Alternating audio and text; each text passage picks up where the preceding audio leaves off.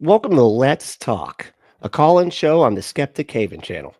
Let's Talk is a safe place for atheists, those questioning or leaving religion, and anyone that wants to ask questions and have respectful discussions. From the U.S., call us at 984-789-4787. And from outside the U.S., call us in from your computer using the URL on the screen. Let's get. This is Skeptic Haven. Let's talk.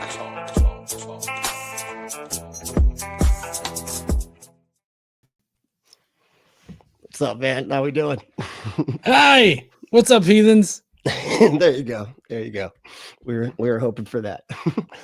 But what's up, man? How you doing? Doing pretty good. I got bit by a dog tonight, so yeah, that's not fun, but doing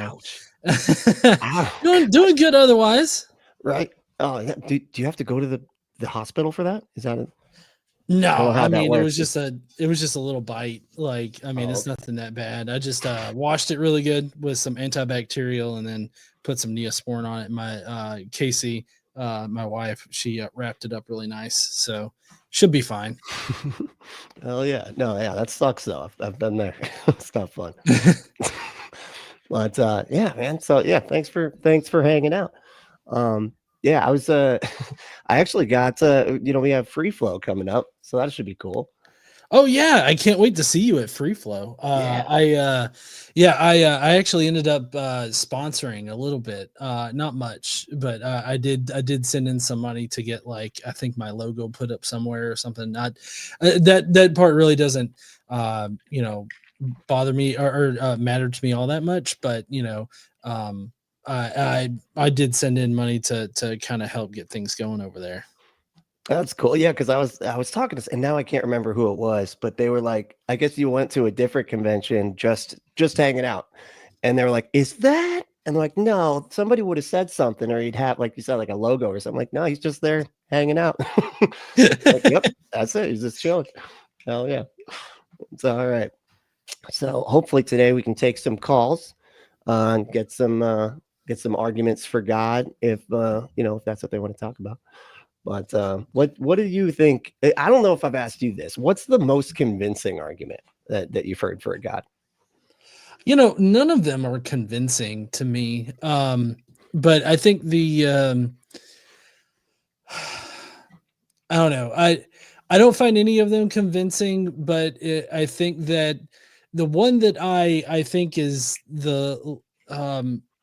I guess the one that has the least evidence against it would just be like a more deistic kind of God, like a God that just sort of fucked off and isn't really concerning themselves with our lives or anything like that. Like, I think if there is a God out there, I think that one would be the one to exist. But I mean, it kind of comes down to, well, how do you prove that God?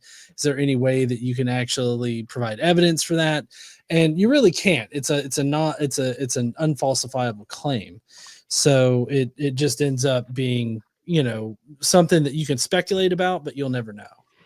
Right. See, and that's interesting. You go that direction because, like, I always think of that as like not really being a God. Like, so let me rephrase. If something like that caused the universe, and because what's going to happen is if we did find, let's say we found something out there that we're like, oh, this caused the universe, and it looks like it might be sentient or something like that.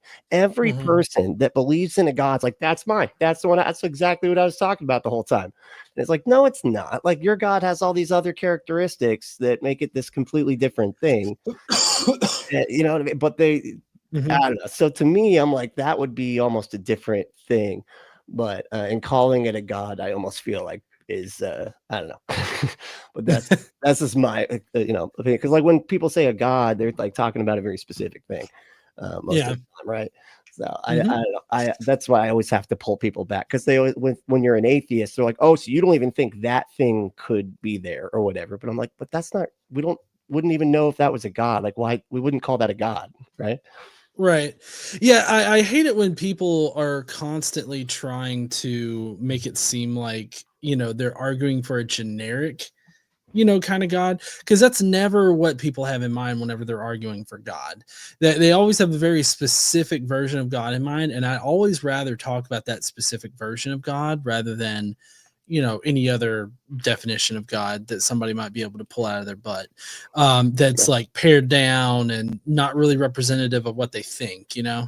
Exactly. Well, isn't that why they like in philosophy they have like the god of classical theism, right? Like then they had to like boil it down, like, all right, fine. Look, all right, we have like one group of characteristics that we're going to call the god of classical theism, so everybody can at least just stop arguing. We can just make it one thing.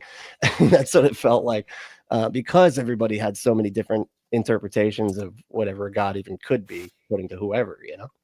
Right. But yeah, it is interesting. I always go with I think the most, I don't know, it's hard for me because I was raised the way I was. So I think like the design stuff is hard, because to us it looks like, I mean, for me, like I said, like raised like fundamentalist and everything. They're like, but look at the trees. Like I feel like look at the trees is probably the most honest and is like, but at the end of the day, you're just kind of post hoc rationalizing something and saying it had to be designed because it looks that way to me. And it looks like something I would have made if I was a magic. So, that's, but I don't know. The arguments from design are always so like, lacking for me, personally, just because of the fact that, that they can never give you good criteria to distinguish between designed and undesigned objects, because like the whole thing requires everything to be designed. And right. so it's rather odd to me when people are, they're always trying to convince me that everything is definitely designed, when we can obviously tell between nature, like things that nature has produced, and things that humans have produced, humans have designed. We can always distinguish between those things. Right. And it's on our planet, on our little planet, it looks like things have purpose just because of the way, life is sort of developed. Right. But if you talk about like purpose and some stuff that was designed, like what the hell is the purpose of a black hole? Like when you get into like space stuff, it's like it really falls off because everything's just so wacky out there. Yeah, it's kind of strange. But yeah, I don't know. I think it's probably my most convincing ones, just because I was raised on like the Ray Comfort stuff, so that was always a big, Ray Comfort's pretty slimy in my opinion, of him, because of the fact that what he does is Ray Comfort will redefine what it means to be Christian, so that only the people that fit his very strict definition are considered Christian, and the ones that match his very particular version of Christianity are, of course, evangelicals. But also, as soon as you become a Christian, you literally never do a sin again. And so, like that, essentially, if you see a Christian that's caught in the news and they're like, they're talking they're talking about how they're a youth pastor or something like that, and they diddled kids. Well, that guy obviously wasn't a real Christian. And so they have all of these different ways to get around like accepting that Christians do horrible things all the time. Right. Yeah. Well, and that's the weird one too, because like a lot of the way the arguments will work is that it starts out saying there has to be a like a punishment or whatever for like there has to be justice, right? There has to be cosmic justice. And they're like, so that, people that do bad things have to be punished or at least like held accountable and everything. And they're like, and that's why a God has to exist. And then they go on to be like, but if you just say, you repent and stuff, and then you didn't actually, then Jesus will forgive you no matter what you've done. And it's like, well, then hold on a second. Doesn't that cancel out your last argument that a God has to exist because there has to be justice? Because now you just made it to where it doesn't matter. You know what I mean? It's weird how it just, I don't know, it feels like it cancels it out. No, it totally does. It totally cancels it out. And that's why I've never really liked the whole justice thing of Christianity, because they always want to act like, well, the only way that you'll get justice is, by being a Christian, or the only true justice that exists is the judgment of God and all this other shit. But it's like, under certain definitions or theologies of Christianity, you don't have to actually be a good person. You just got to believe in Jesus.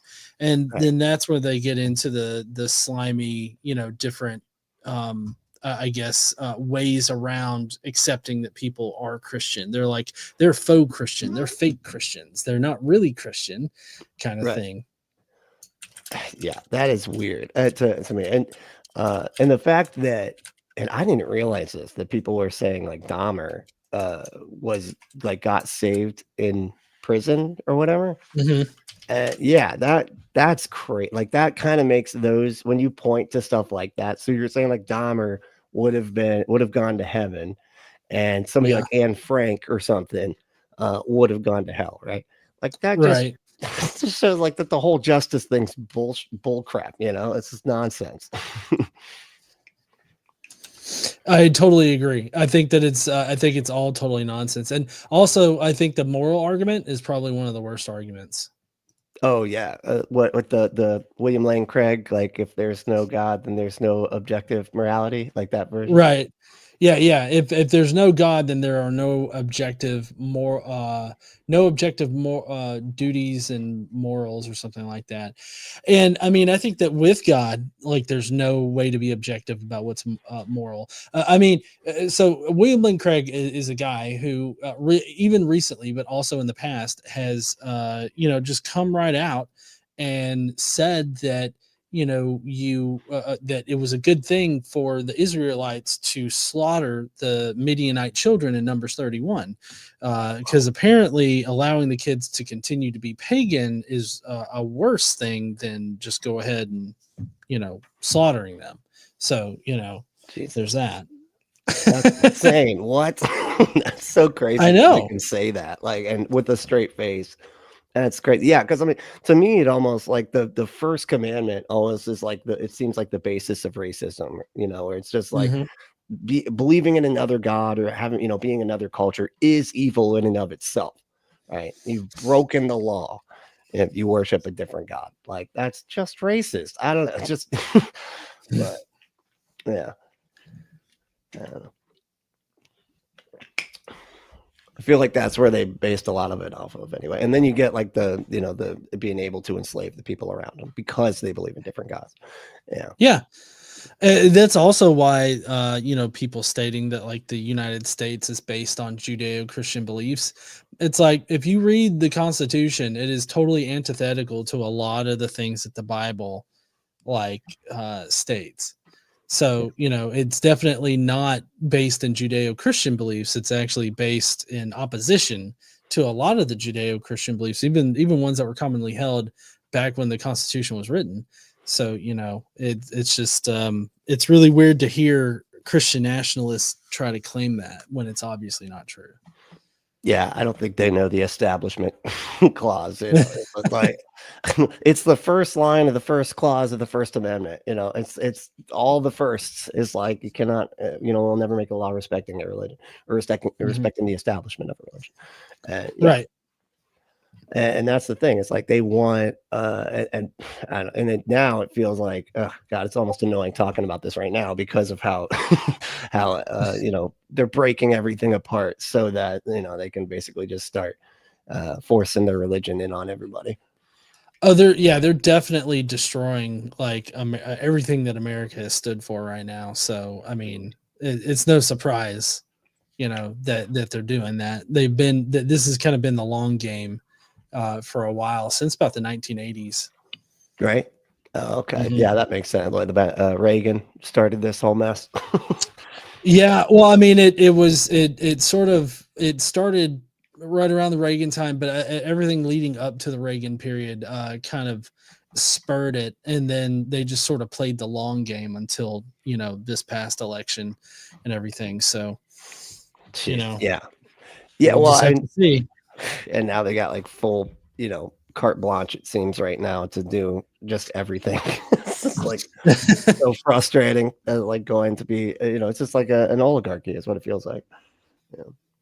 Yeah, I mean, it definitely is. I mean, Trump has directly said that that $5 million gold card thing is meant to bring in just rich immigrants. And specifically, somebody asked him about Russian oligarchs, and he's like, "Yeah, sure, them too." And Wow. so it just kind of seems like they just literally want to transport some of the oligarchs from Russia to here so that they can institute an oligarchy here. Good God. Yeah. That's terrifying. That's enough. Jeez Louise.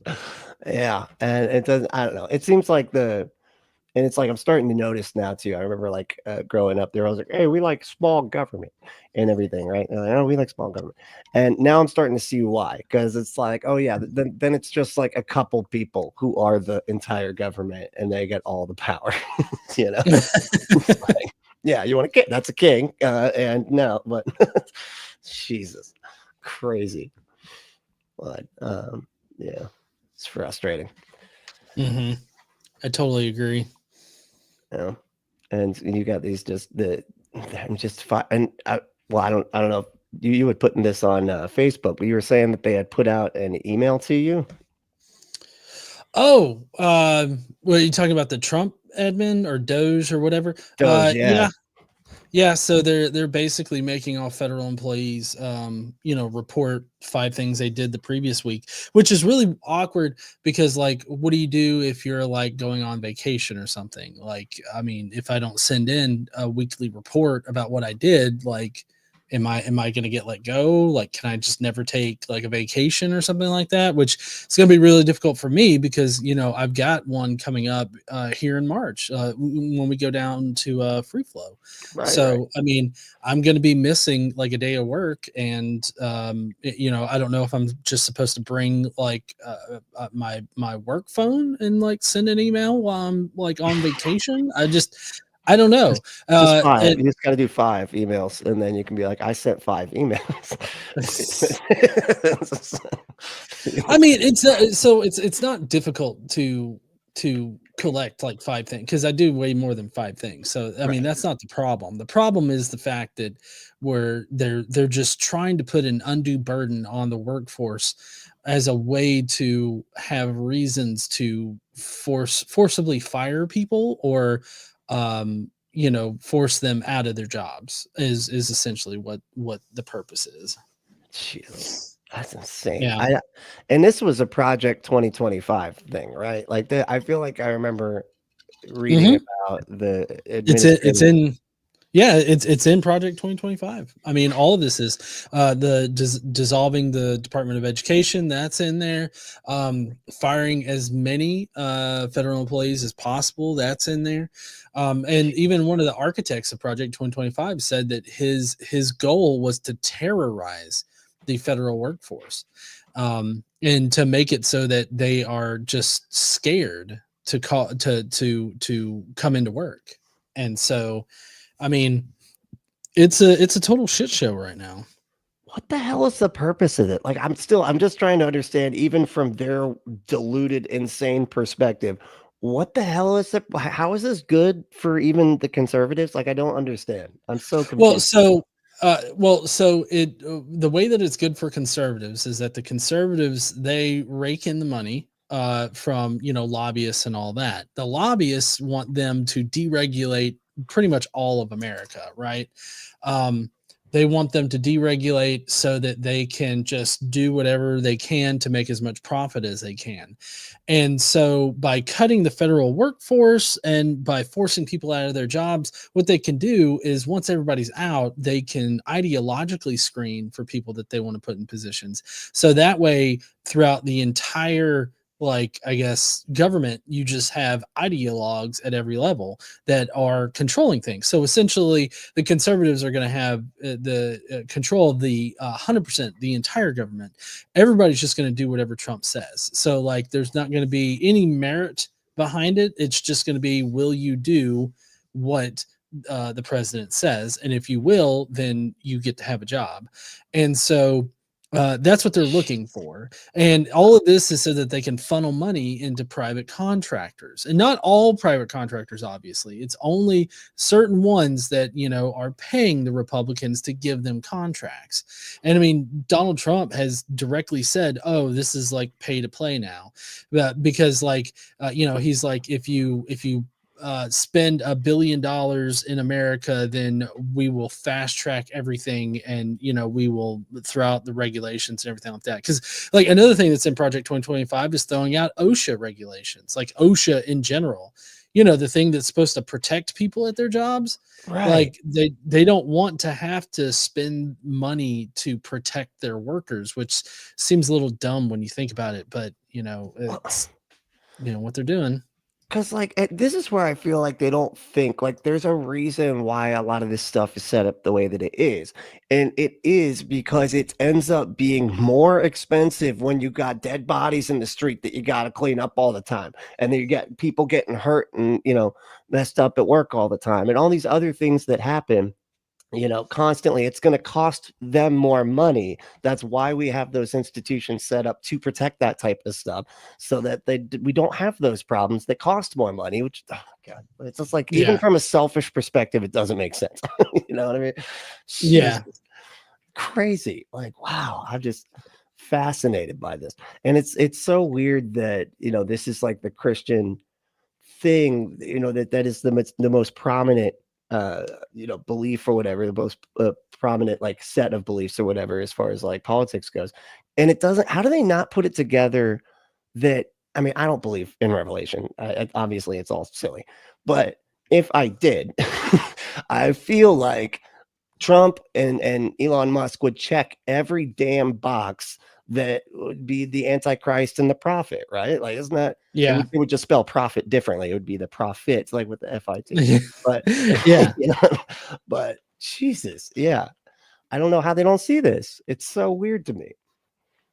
yeah. I don't understand either. They are just so hell bent on either owning the libs or like I'm talking about common conservatives now. I feel like they're just seriously focused on,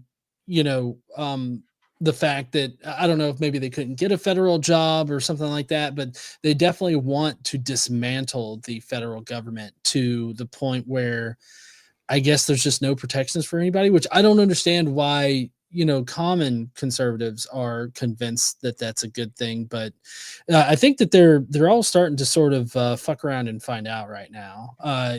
There's several places on Facebook, Reddit, and all that kind of stuff where they post up conservatives that are fucking around and finding out. And so like it's like they basically say, look, I don't hold no DEI business. I'm a good conservative Christian person. And it's like, it doesn't matter, because they're just looking to cut everything that they can. And they're only funneling money into the richest 1%, baseline. And so it's rather crazy to see a lot of the common conservatives think that the oligarchs are on their side. Like, they're not on your side. The billionaires are on the billionaires' side. And that's it. Yeah. And they're not even really on their side. I mean, they're going to turn on each other eventually. Just give them time.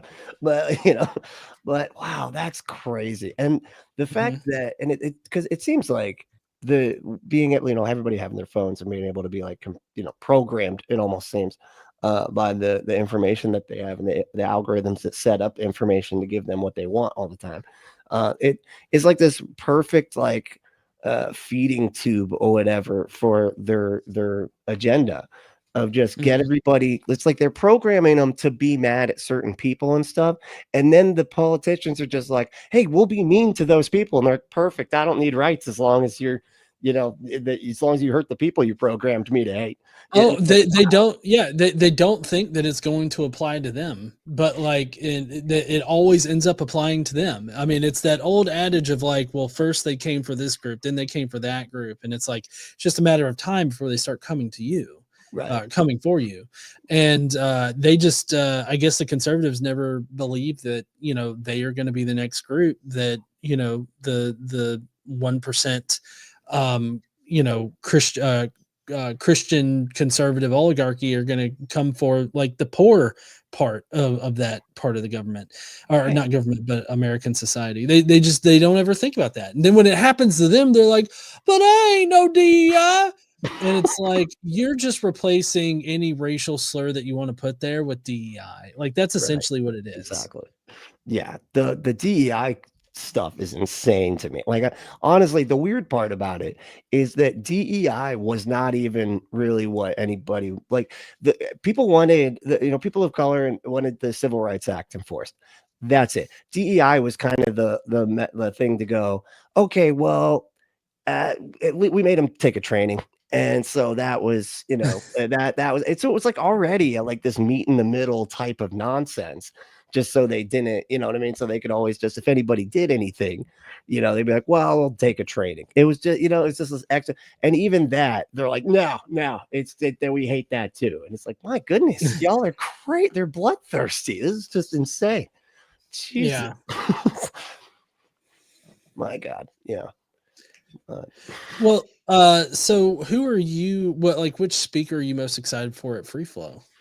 I think, let's see, it wasn't Seth Andrews is going to be there, right? Yep. Oh yeah, Seth is going to be there. Yeah, I'm excited to see. I actually saw him once already down in the Clearwater. Yeah, and okay. in the land of the crazy pilot people all over the place. So weird. I'm like, why are there so many pilots around here? Nikki was like, oh no, those aren't pilot. Those are crazy people. They're not pilots. It's like Scientologists wear that. But yeah, it's weird. But yeah, no, I think he's probably is. I'm looking forward to actually getting to know a lot of the speakers there, because I didn't really recognize several of them. So I'm looking forward to kind of seeing, being introduced to people. Honestly, I can't wait to meet up with Forrest again. It was really cool seeing him. Yeah, I saw him up in Canada last year. So it'll be fun seeing him again. Oh, I didn't even realize he was going to be there. That's weird. I could have sworn on the list I seen, I didn't see him on there. That's awesome. Hell yeah. Yeah. Yeah, that'll be really cool then. Hell yeah. Yeah, he's really fun. I just he did a I want to say it was like a like TED Talk type of thing. It wasn't a TED Talk, but it was, it was something like that. And right. And man, it was awesome. Like just about evolution, and he did like this whole kind of part about how like it kind of spoke to me, because I was one of those people that he was talking about, that is like, if you talk about evolution and things like that, it's like you're talking to people that have to be kind of like slow walked out of it, because they think that their entire meaning and everything was completely tied to the inception of the universe, and that they were crafted by some magical being. And so when you're having these conversations, it's and he took a very compassionate perspective on it. It was really sweet, and I was just like, oh, that's so nice, because he's absolutely right. That is like where a lot of us are coming from. It's just and that can be kind of shattering, when you realize, oh, none of this is true, but yeah. It's like you get all your meaning, all of your, everything. And it's weird too, because and I've talked to different, family members, and I always talk about like what gives life meaning and what makes people valuable. And a lot of times they'll say that we were made in the image of God. And I'm always like, now, like, and I used to say that, and it was like, yeah, because we're made in the image of God. And then now I'm like looking back going, how does that equal people have value? Like, what does the image that we're made in actually mean anything? Like, what does that have to do with anything? You know what I mean? I don't. Yeah. Well, I mean, I think that originally what it meant was that, people, they regularly anthropomorphized like these deities, just as, them. And I think that goes back to the idea that, the gods were just, they looked like normal people and all that other kind of stuff. And they lived in this very physical place that was, in the clouds or whatnot. And so, I mean, I think that it's just basically ancient peoples, they anthropomorphize things as with human characteristics. And if these were like agents that were controlling them or whatnot, they only knew agents that controlled them to be other humans. So I think that, it's just a kind of a natural thing. So like made in the image of God, I think they were being quite literal in that God looks human, and I think that derives from like the earlier religions and how they viewed gods in general. Huh. Oh, okay. That's fascinating. I never really thought about it like that. Okay, so it's more just that, like that we were created and we're created by gods that are just like us, and so that's why we matter, kind of thing. Mhm. Okay, Yeah. that makes more sense. But it's like, it's funny that the way you explained it was better than I've ever heard anybody explain it. That's a Christian. They're like, because of the image. What do you mean? Like that's what gives people values if they look like God. I don't know what you want. I'm like, okay. Yeah, Christians, they're I don't know. They they have so many different ways of trying to get around the whole image of God thing, and they get like super deep and philosophical, and I just find it helpful to sort of try to put yourself in the shoes of ancient people and how they thought about gods. And if you put it into that context, I think that it's rather simple to see like why they give certain attributes to gods. Like why are all the gods, like ancient gods including Yahweh, why are they such dicks all the time? And I mean, it's because that's what people knew. People knew rulers to be dicks, to be horrible people in general. And so like that's the only reference point that they have. Right. What? No. Okay. Sorry, he's asking if I fed the dog. I'm like, no, I haven't fed the dog. Yeah. Okay. Oh, and okay, that's in it, because I got a book and now I can't think of the name of it. I think it was called God and Anatomy. Oh And yeah. you know what I'm talking about? Yeah, I think that's from Francesca Stavropoulou, right? Yep, very good. Yeah. Yeah, and it's kind of going over like how people used to, picture what gods were like, because they weren't. It seems like the Old Testament gods back then like they didn't get all the omnis and stuff, right? But Mm-hmm. yeah, it was kind of just like you were saying, they're just dicks. They're just powerful. They're like, hey, all the people that we've seen with power are dicks. And so Mm-hmm. that's what gods would be like, right? They would have even more power. So they'd probably be even more like dicks. Right. Yeah, it's kind of interesting. I never thought of it like that, honestly, when reading the Bible before, obviously, but there's parts where it says that God made mistakes. He regretted stuff. He didn't, you know what I mean? So it's kind of odd the way it works like that. Yeah, and I've actually asked modern Jewish believers what they think about their God, and it's like, yeah, our God can be a dick. Like they don't think that God is perfect in that sense. And the whole triomni thing came in with Christianity. So it wasn't until then that they thought, oh, God is perfect. Right. It's like all about. Well, wasn't the original argument for if God is all powerful and all knowing and what all loving, then Mhm. these cancel each other out basically. But it was for like previous gods, right? Like it was Greek gods, or if I'm not mistaken, what was it, Greek gods or Roman gods? I can't remember. But it was like an earlier god, and there was like they were pointing out that contradiction in like completely different set of gods. Right. I mean, I think that the triomni version of God that exists now in Christianity is very contradictory, and there's several different ways. Like if God is all knowing, then he should know a way to accomplish whatever task he wants to without causing unnecessary suffering. So like for a triomni God, the problem of suffering, I would say, is probably one of the best arguments against that particular version of God, just because it highlights the issues with a triomni God. And like if God's all powerful, then why is he limited by what humans would accept? Because like that's one thing that a lot of Christians say is that, well, God was limited to the time and place that he was in, or that he made laws that the Israelite people would follow. that doesn't make a lot of sense because one, the Israelites didn't even follow those rules that they claim are the rules that God pared himself down to so that they would follow them. They didn't even follow those rules for one. So it doesn't make sense that he should like cater like whatever rules he's going to make for the Israelite people, you know, to what they would accept, because they already didn't accept it. They already didn't follow it. So like God, if God is unlimited in power and unlimited, you know, in how he can command his chosen people, then he really shouldn't have needed to like change, like, you know, the rules that he made. And because he didn't need to change the rules that he made, that means that he very deliberately allows sexual slavery, chattel slavery, like just all of the different kinds of slavery.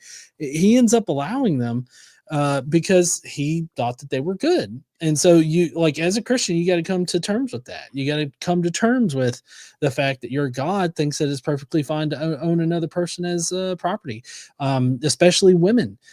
Just women in general can be owned as property, you know, to God. Wow, that's insane. Yeah, I mean, and I've seen a lot of these conversations about that stuff, like with Frank Turk, right? Like, I feel like he's the main one that always comes up. And he'll always like go into this like, well, what is your standard, right? And in my mind, I'm like, it doesn't matter. Like, I feel like anybody could answer that question, be like, it doesn't matter. You name the standard, God broke it, so it doesn't. You know what I mean? Who cares? Like, by any standard you could possibly come up with, you know, that is somehow consistent internally, he breaks all of them. If you know, behavior has anything to do with it, then yeah, God's broken every version. Yeah, right, exactly. Break his own God, you know, God's own standard. He breaks it. Yeah, it just Right. doesn't make sense. Like, but I guess is there supposed to be some kind of like outside standard that's like, oh no, that you know, makes everything different? Like gods have to follow. I don't know. It doesn't make any sense. I'm even trying to do him a favor and be like, maybe there's some extra like level of God like standards that are outside of the whatever. No, there's not. There's no way to make it work. Yeah. But hey, I wanted to ask you too a couple of things. Have you talked with was it Carrier? Were you talking to him recently? Oh, I mean, yeah, I talk to him not on a daily basis, but I mean, I talk to him rather frequently. Yeah, I mean, yeah, I don't know why. What have you No, I heard? was just going to go into the mythicism thing. I'm just fascinated by that conversation, and he seems to be one of the few. Well, not few, because like David Fitzgerald's up in there too. I think because of mythicist as well, right? Oh yeah, he is. Right. Is there like, would you point to anybody beyond that as far as like scholars go? Well, there's let's see, there's a Raphael Lataster. He's a little bit kooky on the social subjects, but he's got a book out too for it. But you know, I mean, Carrier's books, Fitzgerald's books, those are probably going to be the best ones. There's also the Jesus puzzle. Jesus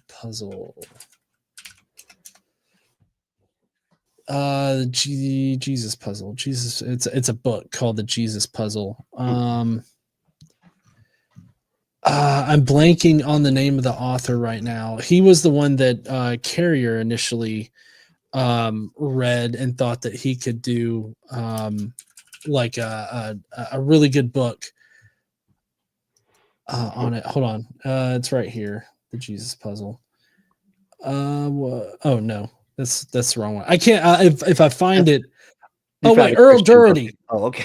Yeah, sorry, Earl Doherty. Earl Doherty right now is the one that I'm thinking of. He's got the Jesus puzzle, and that's kind of like a preliminary thing for Carrier's book. So that's a good one too. All right, cool. Because yeah, I've got Nailed, and then Mything in Action, and then I got Carriers as well. I think the what Jesus, if Jesus didn't exist, or the wait, I can't remember what the name of it was, but it was this book on mythicism. Jesus something. But yeah, and those are the only ones I had heard of. So thank you. Okay, Earl Doherty. Yeah. So I guess maybe you're talking about Mything in Action. Mything in Action. Well, that was David Fitzgerald's, correct? Or is that Yes, that's okay. David Fitzgerald's book. Is the What's Mything in Action book. what's the name of Carriers? It was like the So yeah, so Carrier's got a few books out. Carrier has uh Jesus from Outer Space. That one actually just came out on audiobook too, and it's actually my wife that does the audio for it. no shit. Wow, that's Yeah, cool. Hell yeah, yeah, that's awesome. I'll have to check yeah. that out. That's wild. But there's Jesus from Outer Space, and then there's On the Historicity of Jesus. And then apparently Carrier's going to be having like another book come out on the topic of mythicism this year. I think he's having it out this year, or it might be early next year. I'm not sure yet, but we're slated to do the audio on that one too. Oh no shit. Hell yeah. Yeah, That's awesome. yeah. And then there's also Proving History. That's a good book to read. That's all about the historical method and the best way to, I guess, do the historical method, like when it comes to Jesus and all that. And then he's also got Not the Impossible Faith. That's a really good book because that's not really attacking the historicity of Jesus. It's more or less attacking the idea that, Jesus resurrecting from the dead is the only way to explain Christianity, like a literal historical resurrection. So that's been a really good book to read. But yeah, so those are the main books from Carrier that I would suggest anybody reading as far as like mythicism goes. Hell yeah. Okay, cool. Yeah, And I've yet to come across anybody that can make a coherent like historicist argument for for Jesus. So I'm still trying to find somebody to make a good argument for that. so that one book, it like walks you through like exactly what kind of like methods are used to come to conclusions about history, like period, or is it just in the case of Jesus? It's just sort of like full. Well, I mean, it focuses on the Jesus question because that's like one of the harder questions, but it definitely lays out like a really good foundation for just, Bayesian reasoning as far as history goes. It teaches you like how to apply the Bayesian analysis to the evidence and basically asserts a more evidence-based approach rather than I guess like a philosophical approach to history. Okay, so more because I've always wondered about that. Like, how do we determine stuff? Because, like, especially like nowadays, right? Like, it gets quite confusing. Because if we're looking at, let's just say, like today, this day and age, if we were talking about the election in 2020, Mm-hmm. you're going to have people that are finding evidence or what they think is evidence that there was fraud and all this stuff, right? And Mm-hmm. if that gets recorded in history, somewhere that's there somewhere, you're going to have people trying to record history and say that was what happened. You know what I mean? Because Right. there's people that believe that, right? But I'm always interested in like how, like, because back in the day there was less evidence available, right? And people could have been wrong a lot. I'm sure they were. And so, how do we figure out who was right and who was wrong when we're looking at people back in the day who may have thought something happened that didn't, or vice versa? Yeah, I mean that's a really good question. I mean, and that's basically the question that the Proving History covers. And I guess just a simple way to put it is that first you got to correctly contextualize what claim you're talking about. So like if it's a mundane natural claim, then you're going to have a lower threshold for your evidence than you would like a magical claim, like the Jesus claim, like especially Jesus's resurrection. So you have a monumental standard of evidence that you have to meet in order to prove that that actually happened. Now as far as like Jesus goes, like as a human person existing, there are a lot of things that work against it, like putting Jesus in the correct class. So like Jesus would be part of this savior deity sort of class in the mystery cults in the Mediterranean area at that time. And what really kind of hurts the whole Jesus story is that he matches up with these mystery cults like pretty well, to the point where like even Paul, the Apostle Paul, uses a lot of the mystery cult language in his epistles. And so like when Oh, my bad. I didn't realize. Okay, we got a call. oh we've got a call. Okay, I'll shut cool. up. I'd rather talk No, to that's whoever's fine. calling. I didn't realize. I just looked over like, oh, we have the thing. I'm sorry. Okay, here we go. We got John from Canada. It said God is the most benevolent being in the universe. Let's Shit. take, well, yeah, that's interesting. That's what's going on, man? John, how we doing? I'm doing well. How are you? Pretty good. Hang it in there. Doing great. I'm doing well. Enjoying your Sunday? I am. Yeah. So what's your evidence for this benevolent God thing? Well, the fact that we all exist. Plus, it was God that compelled the Christians to end slavery, both in the Bible and in the Americas. Hence the Civil Okay, War. so hold on.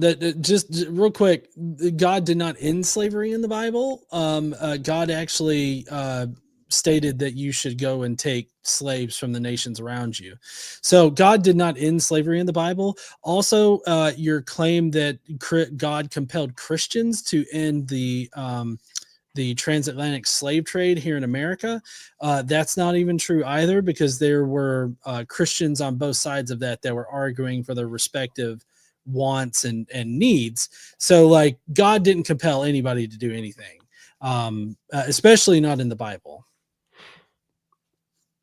Actually, you're wrong. It was God who freed the slaves from Egypt, and Abraham Lincoln and the Union were all Christians. Do you got a Bible with you? I don't need a Bible. I know the truth.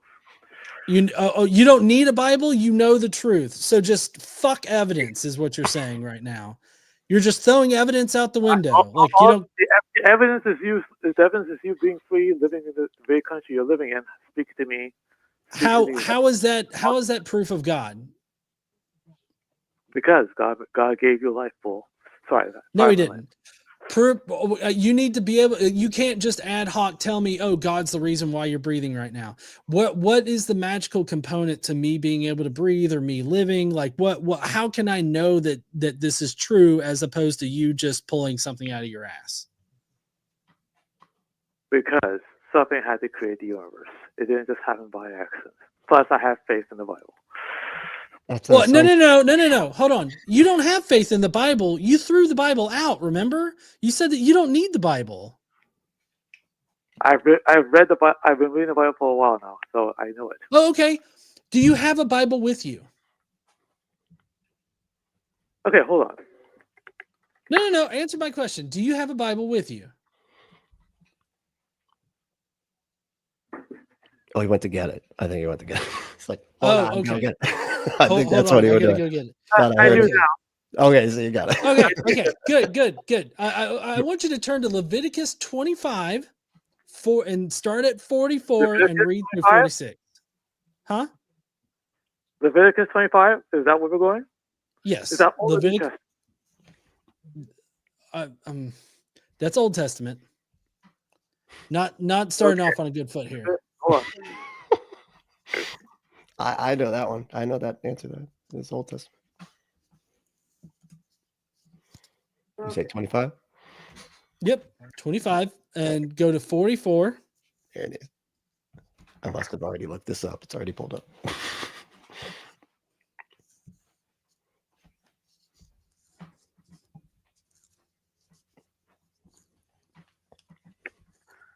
Don't worry, I'm gonna get there. Okay. He's using the old school kind with the pages, probably. Yeah, I mean, I look. Okay.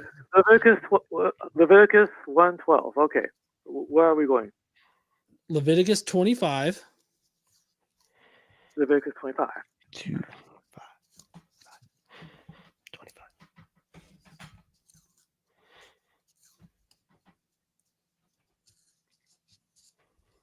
Okay, Leviticus 25. And which verse? Go to 44. 25, 44. That's where we're going. Mm-hmm. Yes, go to 44. Okay, I'm still following you. Okay, and I want you to read right now to me No, out of your Bible 44 through 46. I'm not there. I said I'm not there yet. It's okay. Oh. That's I all right. found Take it. You okay? You can get there. Now I'm here. Okay, I'm here. I found it. All right. Now I want you to read to us 44 through 46. If you need slaves, you may buy them from the nations around you. You may also buy the children of the foreigners who are living among you. Such children born in your land may become your property, and you may leave them as an inheritance to your sons, whom they must serve as long as they live. But you must not treat any of your fellow Israelites harshly. I just read it. Mm-hmm. Right. Yeah. That's slavery. God is mandating slavery. Their property. The people I are see. property. That's Yeah. very enlightening. Huh? You didn't know that verse? Is this what got you off Christianity? No. I'm just to recap here on the conversation. You came in saying that God is the one that compelled the Christians to abolish the slavery in the Old Testament and in the antebellum South. It's very clear here, in at least in the Old Testament, to just attack the very first half of your claim here, that God mandated the taking of slaves. And this isn't the only case. Like if you were to find somewhere in your Bible Numbers 31, it directly has God compelling and commanding the Israelites to kill small children and then kidnap pubescent girls in order to rape them into marriage. And Why exactly did it say that? It says it in Numbers 31, 17 to 18. And there is no concept, there is no modern concept of marriage in the Old Testament. In the Old Testament, rape was marriage. Rape was marriage? Is that what you're saying? Yes, No, rape is not marriage in the Old Testament. How can rape be marriage? How is that possible? Oh, I'm sorry. Are you one of the dumbasses out there that thinks that marital rape isn't a thing? Marital rape? Well, in order for rape to happen, one person consents, but the other person doesn't. And don't call me a dumbass. Well, right. Well, no. I mean, if you're going to say dumb shit, I'm going to call an apple an apple. No. So in the Bible, there's no concept of marriage as we understand it today. The concept of marriage, whenever they say marry, that what they mean is they take them. And when they take them, that means that they have sex with them. Now, if your entire village was just slaughtered, women, children, men, all of them slaughtered, and then the girls were forcibly taken from their homes and then forced into quote unquote marriage, which is sex with the Israelite men, that's rape. Oh, thanks for that clarification. Okay. You're welcome. Okay. Do you agree that God mandated rape? I agree that rape is a terrible thing. Oh, well, your God doesn't have a problem with it. So why do you have a problem with it? Because it's wrong. God doesn't think it's wrong. Well, gentlemen, without God, you can't have a notion of right and wrong. No. I can totally have a notion of right and wrong, but both Brently and I here, we can come to moral conclusions about different, actions. That doesn't require God, but also your God specifically said, hey, go and kill all these little kids in this town, take the pubescent girls so that you can force them into marriages, which is sexual slavery. But also what I want you to do is take one out of every 500 of those girls, and I want you to sacrifice them as a burnt offering. So do you think that burning girls is like burning girls to a crisp for God to smell? Do you think that that's a good thing? God doesn't sell people. Yeah, People. God. No. God directly told them, like it says, like in Numbers 31, verse 25, I believe it is. It says, and the God said unto Moses, do this thing. And that thing is take one out of every 500 of those pubescent girls that they took from that town where they slaughtered all of the people in the town except for the girls. Take one out of every 500 of them and sacrifice them to God. I see. Wow, I did not know that. Yeah. Yeah, it's Old Testament, man. You gotta. So let me ask you this real quick, there, bud. Would you ever, if you were in command of an entire nation of people, would you ever command them to go into the next country over, slaughter all the men, women, children, babies, all that, but keep alive all of the pubescent girls, force them into marriages in our country, and then also sacrifice one out of every 500 of them? Would you give that directive? No, never. Okay, you're more moral than your own God. Wow, I take that as a compliment. You should. It's a pretty low bar, but it's cool. I guess. But keep in mind that the United States is the only industrialized nation to fight a civil war to end slavery. What do you think caused that? Well, I mean, sorry, you go ahead, Brently. I've been kind of monopolizing. No, I was just gonna ask, have you read the secession speeches, man? Do you know why they wanted to secede? They mention God a lot when they're talking about having the right to own slaves in the secession speeches. Who was saying that? Who on earth was saying the states, the southern states that wanted to secede from the Union? So they were saying God as a reason to keep slavery in place. Yeah, well, they were both using God. Both sides of that conversation were using God. The problem is the people that actually had the better argument, if you're pointing to the Bible, were the people that wanted to own slaves, because that's what's actually in the Bible. How did they have the bigger argument? If we're using the Bible, they had the better argument in the sense that if we're using the Bible as the basis, the Bible actually says, like you just read, that slavery was okay. I mean, it's actually sanctioned. They were told to do it. The people, okay. the other people on the other side of that coin, the Christians on the other side. So you're telling me the Bible? So you're telling me the Bible was an instruction manual for slavery, direct from the source? I mean, that wasn't its primary use, but I mean, it definitely has like an instruction booklet as to what is ordained by God to be okay for slavery. Like they couldn't outright enslave their fellow Israelite in the same way that they could enslave a foreigner.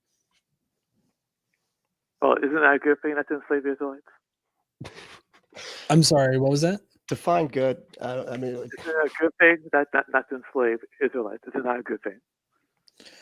That's an incredibly low bar, and you're pivoting away from the actual problem, and that's that, there's no good reason whatsoever to ever enslave someone. I totally agree. Then you disagree with your God. I can't disagree with God. He owns me. Okay. Well, we can unpack that toxic little lunchbox here in a minute, but no. So you definitely do disagree with your God. I've laid out several different ways in which you disagree with your God. We talked about how you wouldn't order an entire nation to go and force little girls into sexual slavery, nor would you toss them on bonfires so that God could smell their sweet savors. There's that way. There's the way in that you agree with us that there's no good reason to enslave another person. Those two things right there make you morally better than your own God, and it means that you disagree with your God. So, I mean, you can't hold both of those positions. These are literally contradictory. Okay, I see. Well, I guess the conversation is over. Oh, okay. Sorry. I didn't mean to shut down the conversation, but I'm just trying to point out that you definitely do disagree with your God. But I mean, if you don't want to, there's a lot more things to unpack. If you wanted to, we could change subjects, or we can let you go. It's up to you. Okay, well, I just want to ask one question. You guys seem so hell bent on criticizing the God in the Old Testament, the transatlantic slave trade. But are you aware of the fact that slavery is happening right now as we speak? It's like a multi-million-dollar business. Are you talking about the prison system? Well, slavery in general. You are aware of human trafficking, right? I mean, I am aware of human trafficking, but I'm just trying to get a sense in what way you're talking about it, because there is human trafficking, but also there's a good case to be made about the poor conditions of our prison system in America. I don't know what it's like in Canada, but I mean, yeah, there's human trafficking now, but I don't see how that I don't see how that helps like our conversation here, because like, yeah, human trafficking has occurred and seems to have always occurred in one form or another. It's still bad and horrible. Well, why aren't you upset about that, or about the, as you say, for slavery? I am upset about that. Yeah. Well, why don't you spend more time about that? Why don't you spend more time arguing about that rather than slavery that happened a long time ago? I really hate this argument right here, because it's like, oh, well, why don't you criticize this particular topic instead of that particular topic? We're here to talk about God, and we're here to talk about why you believe in God and why you think God is all benevolent and everything like that. If you wanted to talk about like something had to create the universe. It didn't just happen by itself. that's not true. I mean, there are plenty of things that quote unquote happen by themselves, and typically we call that just natural processes, like them happening by themselves. And natural processes operate in an energy exchange, so it's really just an exchange of energy that's happening, and then there's causes and effects of that energy transferring and changing in our environment. So like that doesn't require any kind of magical magician or anything like that. It doesn't require anything. So like when you say, oh, it just doesn't create itself, you're not actually talking about anything that makes sense scientifically, but also you're not considering the fact that we have natural explanations for these things. And if we have a natural explanation, we don't need a magical one. Okay, but do you ever consider it's possible? Okay, look, I know that science considers the Big Bang the Big Bang the origin of the universe, but you ever considered that maybe God may start the Big Bang and maybe guided evolution? I mean, yeah, sure. God could have done that, but then you would need to provide the evidence to bridge that gap between natural processes and God. So like where in natural processes does it require a magician to operate nature? No, I never thought about that. Because you'd have to demonstrate an actual causal link from the thing that happened to the thing that caused it, the God, right? So okay, so if it's all wrong, then that means that all the people who lived and died for nothing. Yeah, it sucks. I mean, you say died for nothing. Like, why does every, like, as far as like in the history of organisms and everything like that, why does death have to have some kind of like transcendental meaning to it? Like, I mean, people live and die all of the time. That doesn't mean that they have to die for any particular reason or another, like whether it be noble or just a mundane reason for death. Like, I guess I don't understand your specific criticism here as far as them dying for nothing. I see. Did you say that they died for God? The people that died for God? Because that's what I thought it was. So you're saying just anybody dies for no reason? I have one last question. if God were proven real, if God was standing right in front of you, would you believe him? Or you would believe, but would you worship him or serve him? Fuck no. I don't worship stuff, man. That's weird. I would not worship God, especially if your God was the one that was proven to be actually real, because I feel like your God is a bloodthirsty, genocidal child killer. So, no, I'm not going to worship a bloodthirsty, genocidal child killer. I'm better than that son of a bitch. Even if he could kill you. Even if he could kill me, there's no way that I would worship him, even if he had a gun to my head and he was like, worship me or die right now. Huh? No, it doesn't matter. Continue. I'm just saying, like, I don't worship things, so I'm not going to worship anybody. You mean there's absolutely nothing that you worship? No, I don't worship anything. Okay. Well, have a nice conversation. Thank you for the conversation. Have a good evening. Okay. All right, man. Take it easy. Brently, I'm so sorry. I did not mean to dominate the call or anything like that. No, that was cool. I actually, I'm just glad the way that you directed it back to the Bible and stuff. That was great. Yeah, I wouldn't have known, like, because it was just going with just benevolent. That God is a benevolent God. That was the perfect direction to go. So, no, you're good. Mhm. That's funny. It's wild, those kinds of conversations when they don't know what like what the Bible says. That's fast. But to be totally honest, I didn't know that. It took when I heard there was this song it was Propaganda, and they had this song called Fuck Religion, and I remember it came on in one of my mixes, and there was like all these things that came up, and it was like it advocates for slavery, for sex slavery, and I was like, no, and of course in my mind at the time I was like, they must be talking about Muslims. That's what it is. It's got to be, because that's that's a religion, I guess. But no, the Christian Bible does advocate for both of those, but my brain just didn't want to accept it. So, and then I looked it up and was like, oh my gosh. Yeah. I mean, it's hard, when you've, you think of this God as such a great and benevolent, person.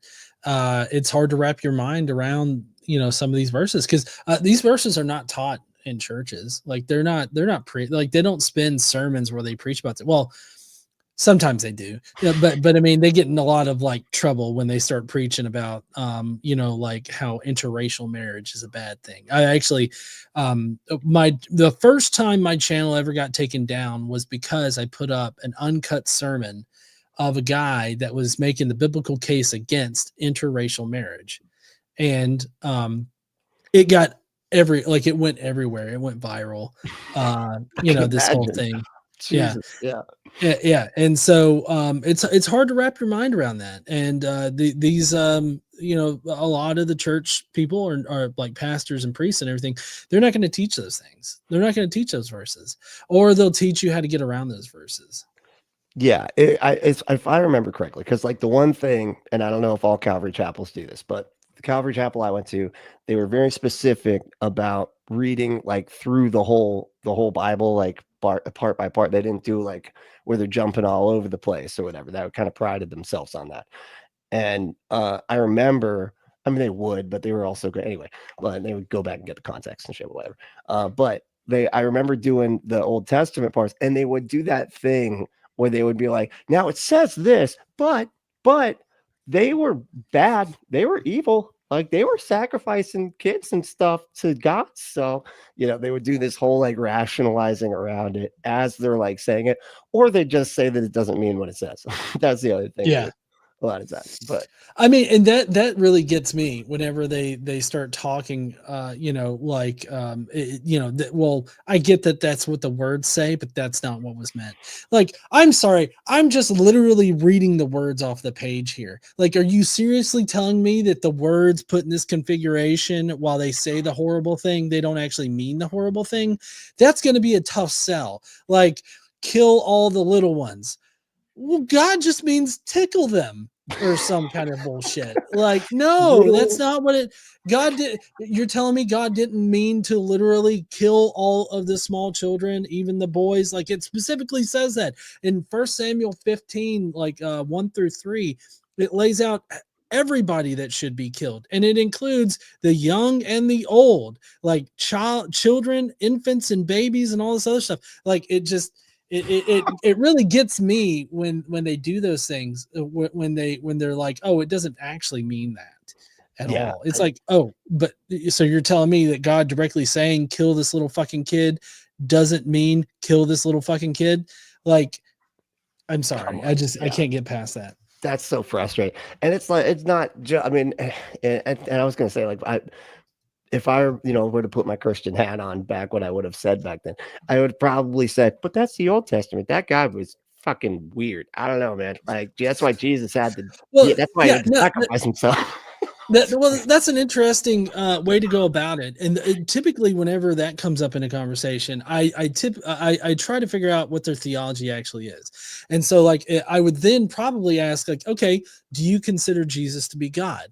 And if they say yes, Jesus is God, okay, is God and Jesus by extension the same in the past as he is in the present as he will be in the future? Like, is he consistent? He never changes. And typically they'll be like, yeah, he never changes.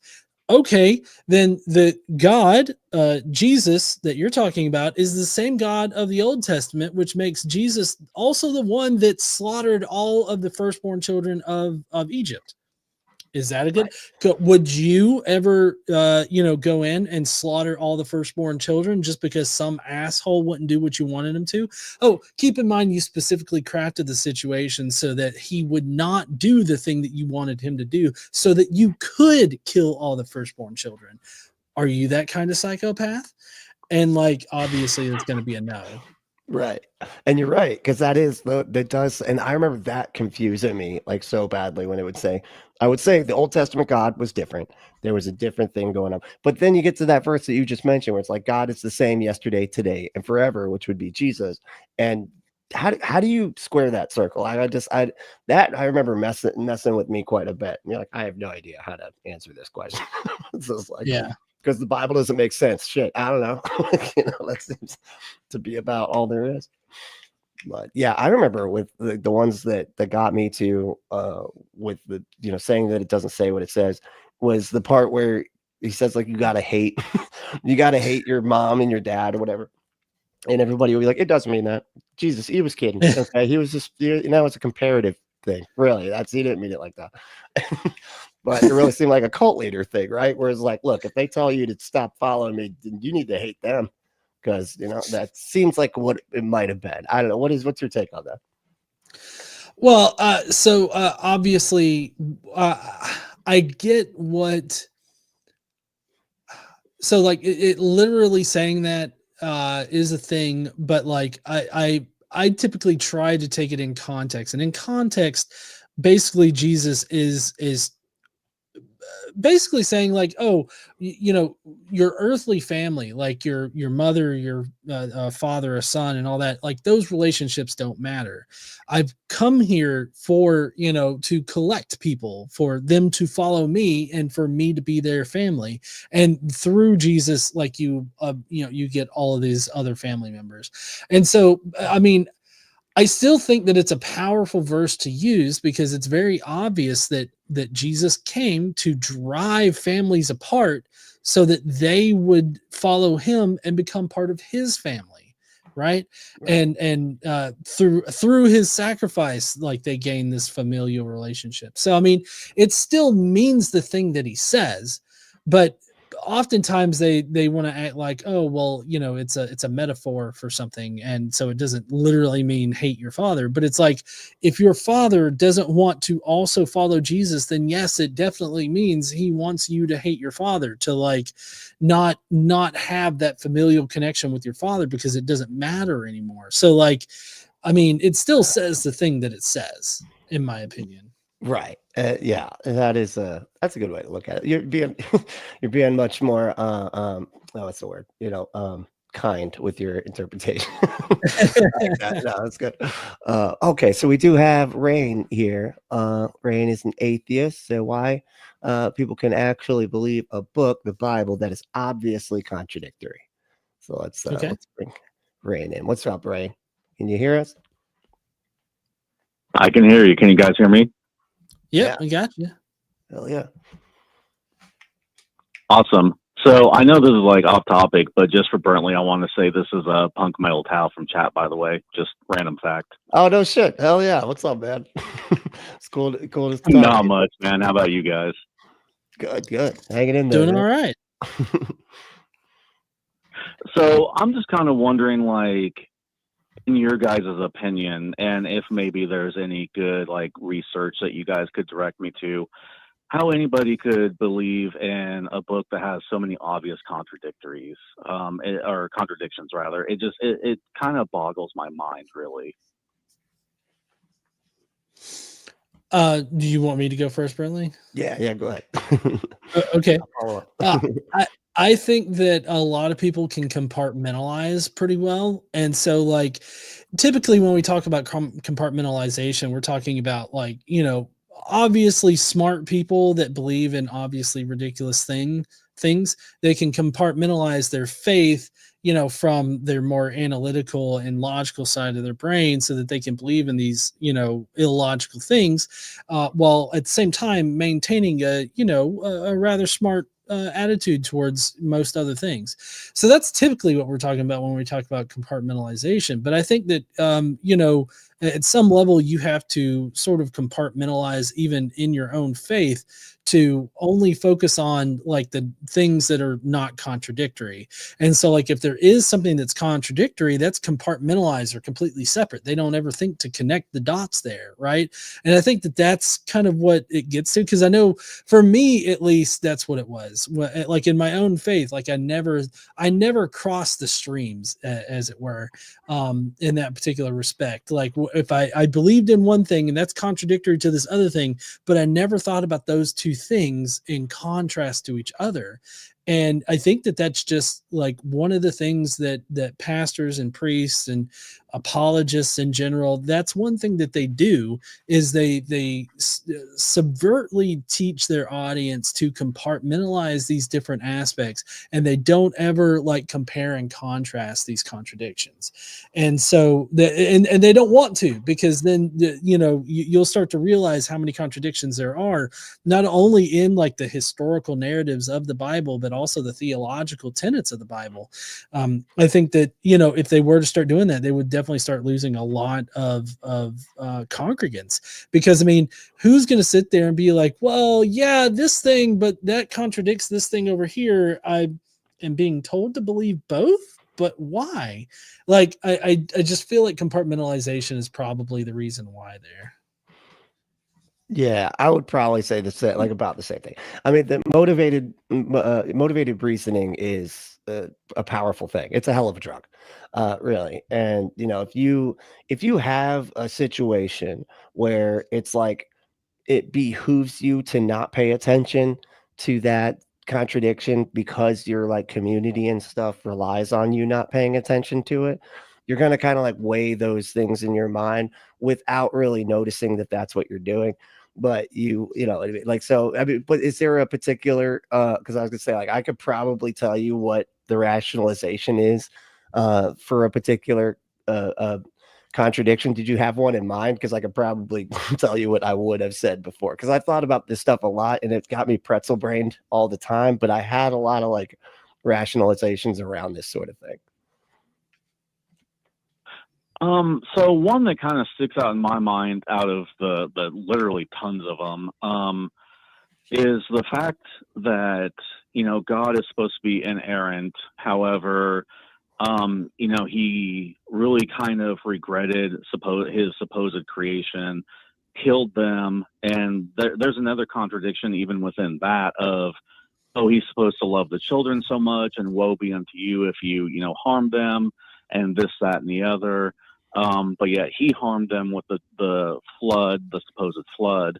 but the inerrant, infallible God that not only had to destroy his own creation because he was pissed off at it, that's just such a blatant contradiction. But then, people also say, like, well, you have the Old Testament and then the New Testament was the new rule. Why did a perfect God have to set down new rules?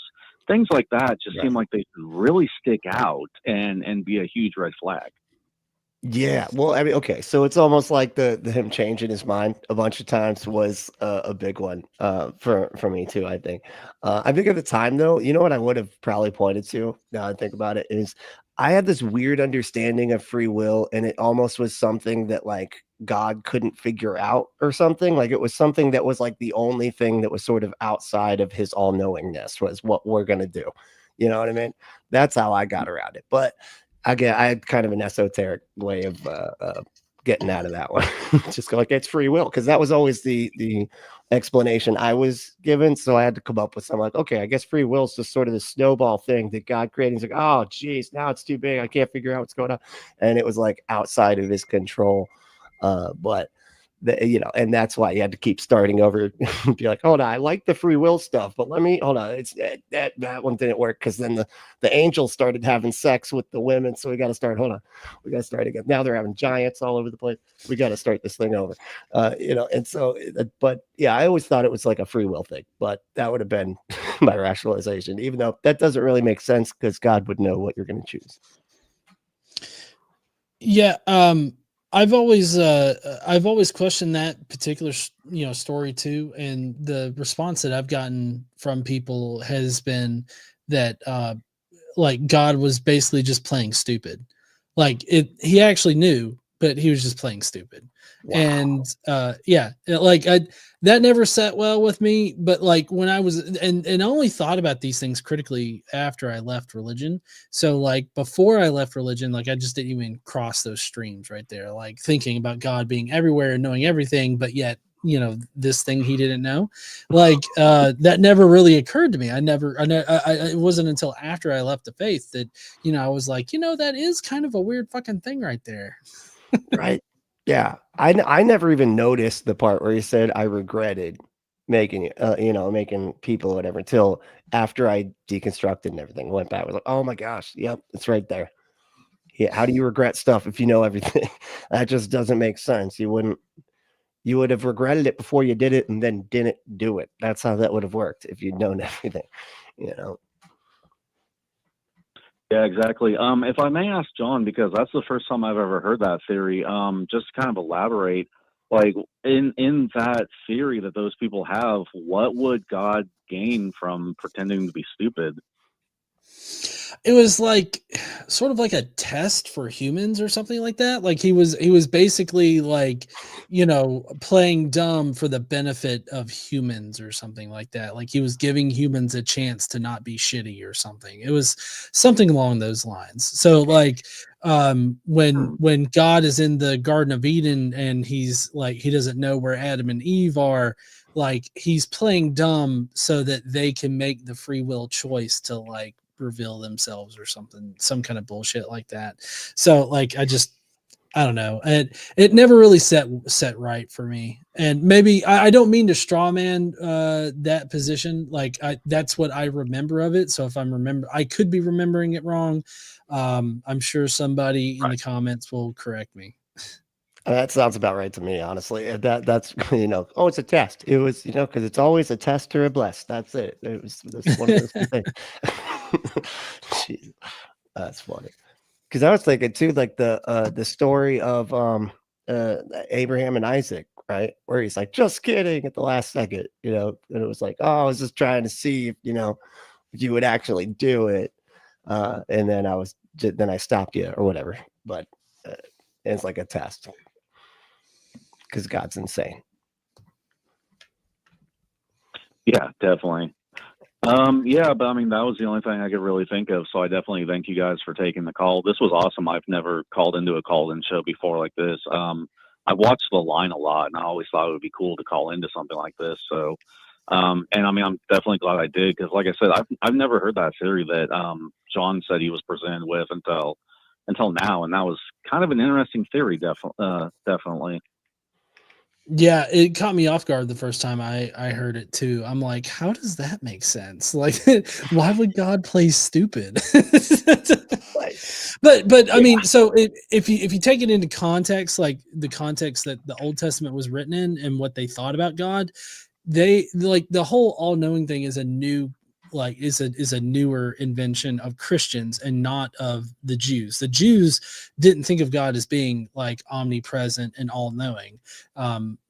The Yahweh had very human characteristics, you know, in the Old Testament, and they thought about God in very human ways. And so, like, humans aren't all knowing and aren't all powerful and all this other stuff. So, like they didn't like they consider God powerful, but like all knowing and all powerful, like that was just not something that was blatant, I guess, in their theology. It was definitely something that was developed later. Yeah, and the funny thing about that is, I actually not too long ago. So I'm a retail manager, and I'm lucky enough that the other three managers that I work with are also atheists, and we were talking about, how we basically kind of saw like the Bible as a human being's best attempt to explain the world pre-science, and it's just a random fact that what you said reminded me of. But I don't know. I tend to go off on random shit sometimes. Same. Oh yeah. No, I was just thinking. I was reading in the thing. It said Job, right? And there was the part in Job. And I was talking to Michael Wiseman before he does the Bible Says What podcast, and one of the things that he said, and I never put this together, but one of the parts of the Job story, apparently God, and I can't remember the verse he said, but he said God basically says, "Oh man, you tricked me. You tricked me into hurting this innocent person." Right. And he's saying like the like when he was having that conversation with the devil, that he's like, man, you caused me to hurt this person that didn't do anything wrong, but you got me to do it and you tricked me. And it's just kind of odd because it's like when you think of God in terms of like what we're talking about here now, is that like back then it was not this omni knowing, all knowing, all loving, all powerful, whatever God. It was just a type of a powerful dude or whatever. And so that would make sense in the story. But now it wouldn't make sense. And they kind of have to rationalize around that part, Yeah, and I mean that's just yet another really good example of contradictions. I mean, like, the book basically tells us like, oh, God's in control, he's the one we should be worried about, but yet, Satan has all these gotcha bitch moments where he gets the best of them, and it's like I don't know, it's just so strange to me. But I think I kind of have a better understanding, but it's just one of those things like I'm definitely just gonna have to sit with for a while, and I don't know, I may never figure it out before I die, but who knows. But a great book Yeah. on contradictions also is Jesus Interrupted by Bart Ehrman. Just all the Okay. the textual, or right, it's all the differences between the gospels that are unreconcilable. So it's kind of Yeah. interesting. Okay.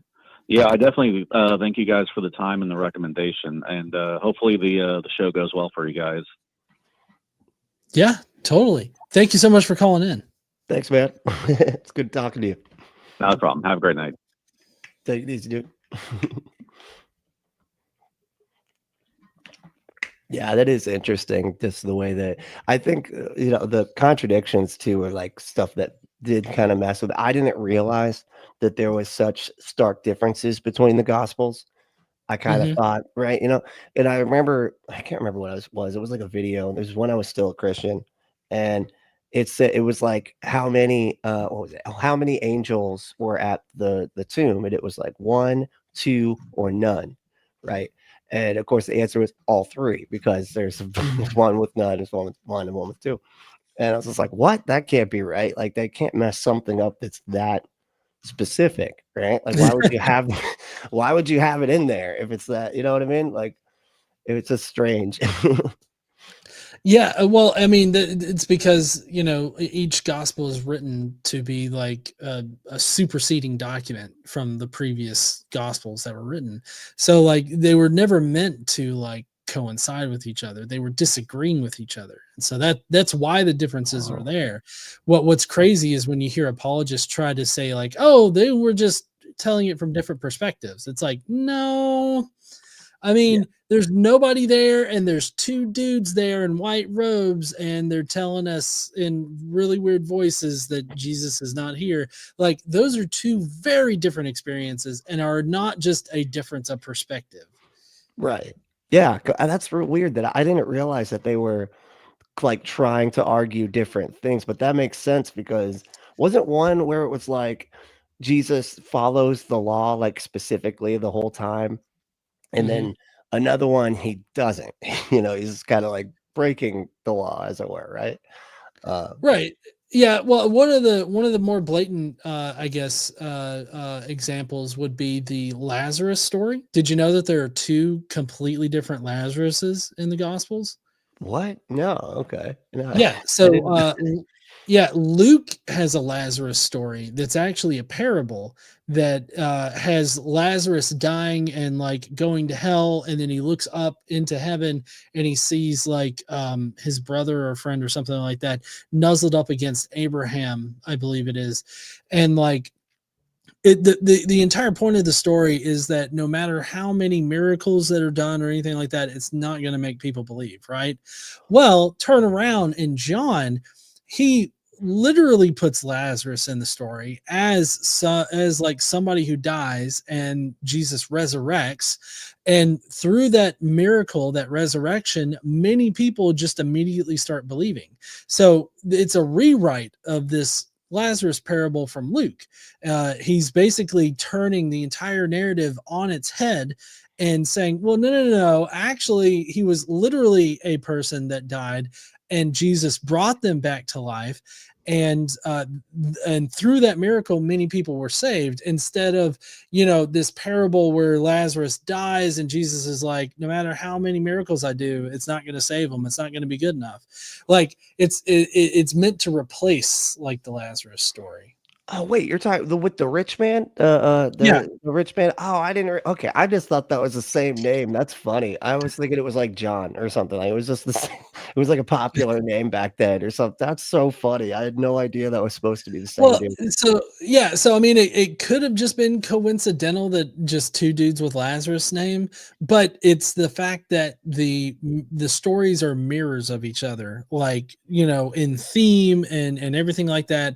Both of the stories are opposites, and so like that right there makes it has to be more than coincidence that they were both named Lazarus and they both died, and then a miracle was proposed, and it's just, one has the miracle done, the other doesn't, and all this other stuff. So like it's just it's beyond coincidence in that particular respect.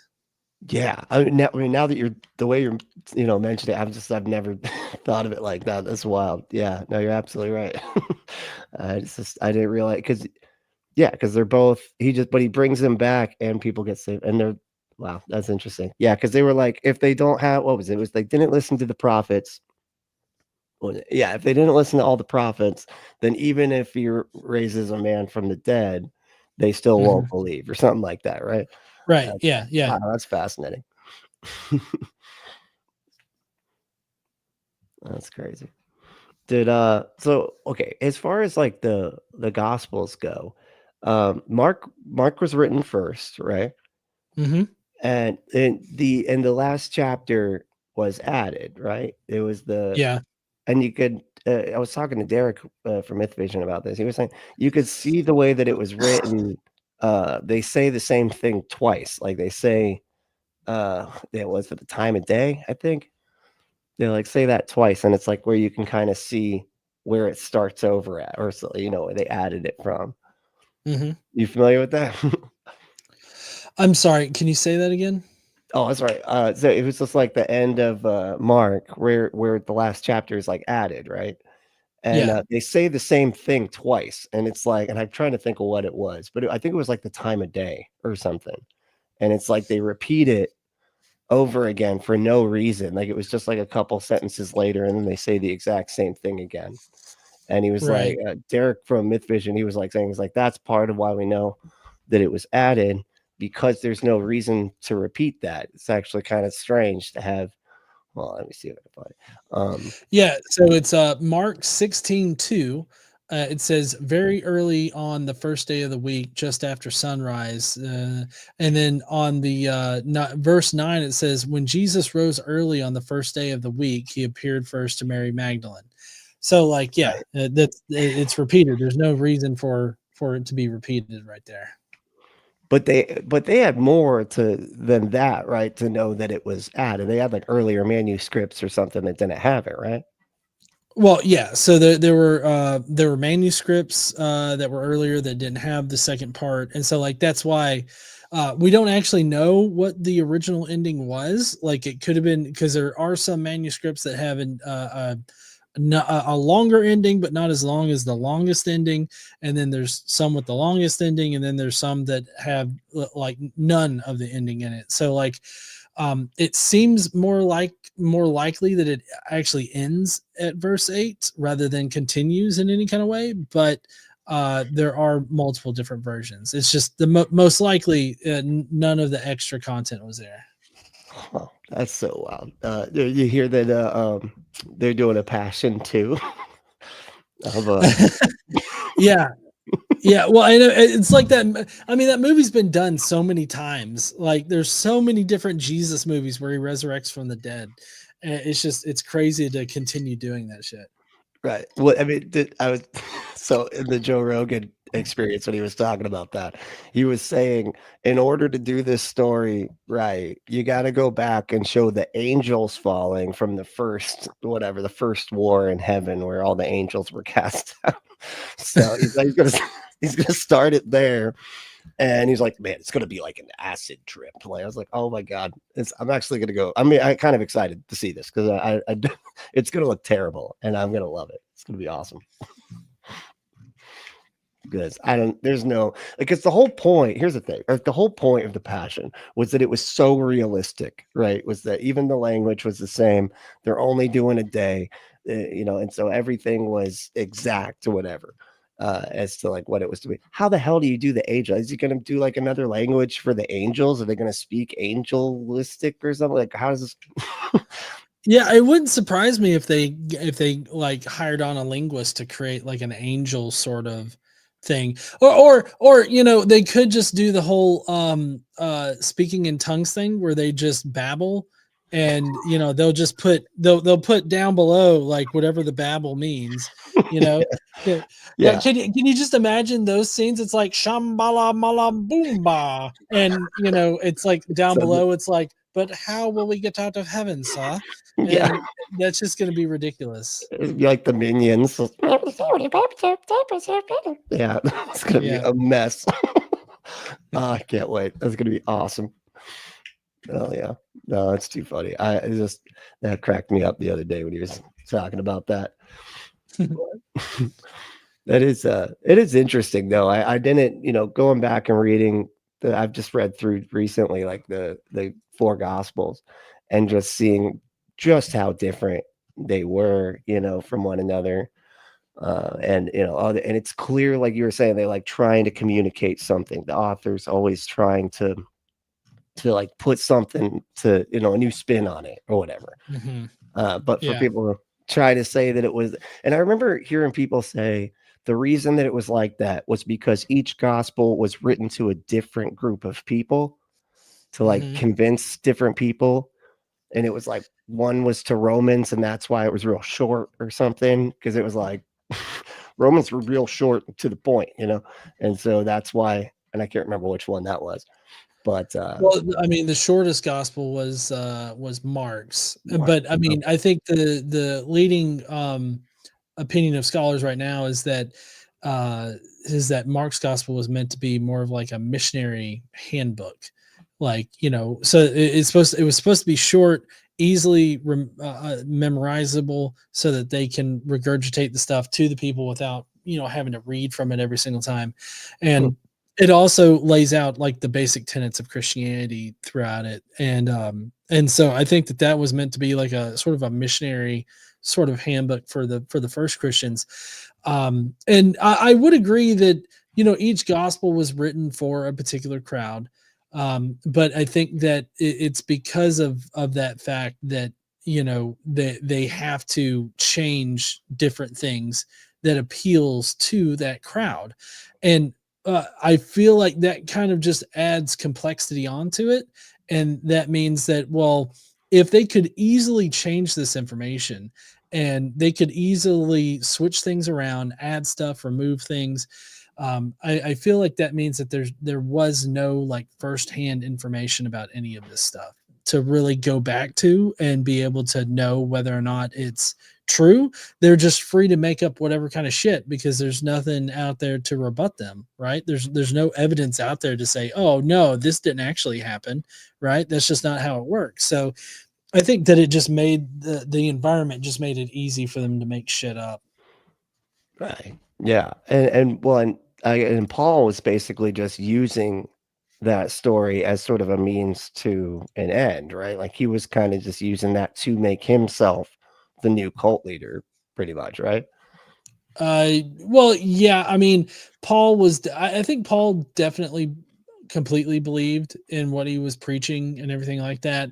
And I think that I don't know if he was meaning to become like a major, you know, a major figure in it. I think that he was just doing what he thought God was asking him to do. And so I don't think that there was anything malicious behind it. I think that it just sort of happened that way.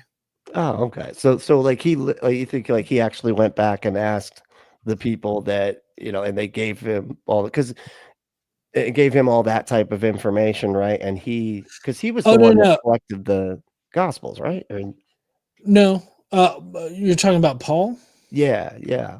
No. So Paul, he only got his information from the resurrected Jesus. That's the only place that he says that he got his information from, either that or the scripture. So like he never went and confirmed his information like as being historically accurate or anything like that. He said that the other apostles had nothing to add to what he was preaching. And so like he already knew everything that the other apostles knew. And the only sources that he were hallucinations of Jesus, as well as, reading the scriptures. And so he didn't historically verify anything. In fact, even the first church fathers like Tertullian, Papias, all them, none of them actually cared about any kind of historical veracity of their claims. They just cared about the faith. I believe it was Justin Martyr who basically had a very lackadaisical sort of view of it, in that he just was like, well, I heard it, it sounded good to me, and so I believe it. And like there just was no concern whatsoever for like historical verifiability, like of the claims. Like they just cared about the faith, what the faith taught, and how good the faith sounded to them, and that's why they believed. So when it comes to like the other let me see if we have another call. Oh, no more call. Okay. I thought I seen one more call. But so when it comes to like the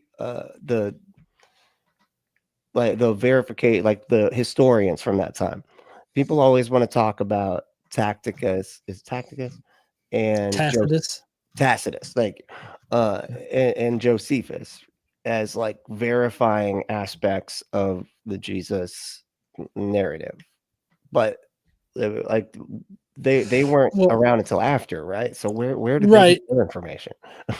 Well, so for Tacitus, he was writing in the 2nd century, so he got his information from Christians in the 2nd century.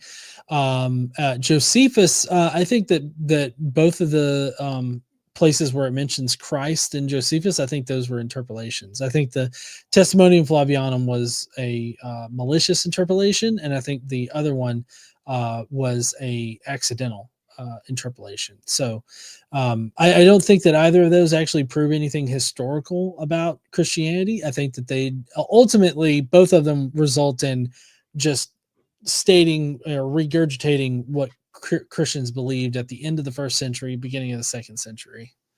Okay, so that's just evidence that Christianity existed at that time. Oh yeah. Not okay. Excuse me. Sorry. Yeah, pretty much. What it just Christians existed past 64 CE, and that's pretty much it. Okay.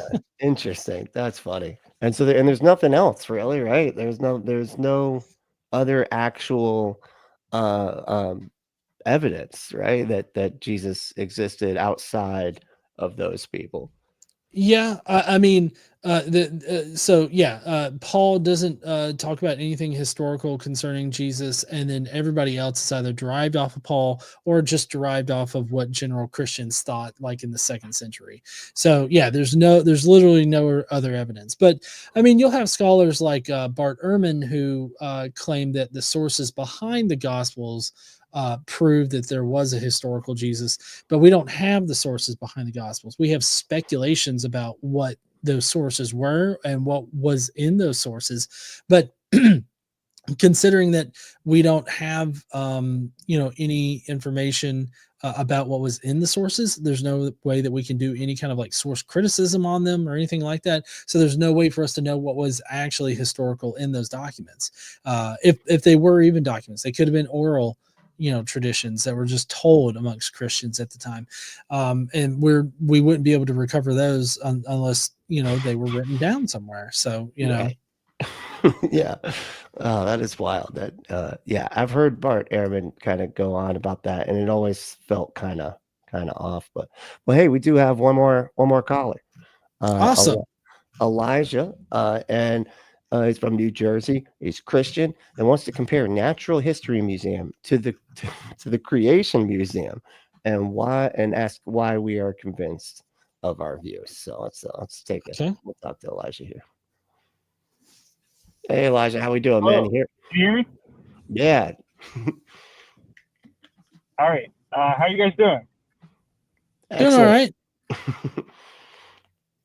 I was interested, Brently, like it sounds like you. So I'll just say I'm a new Christian, right? Like less than a year,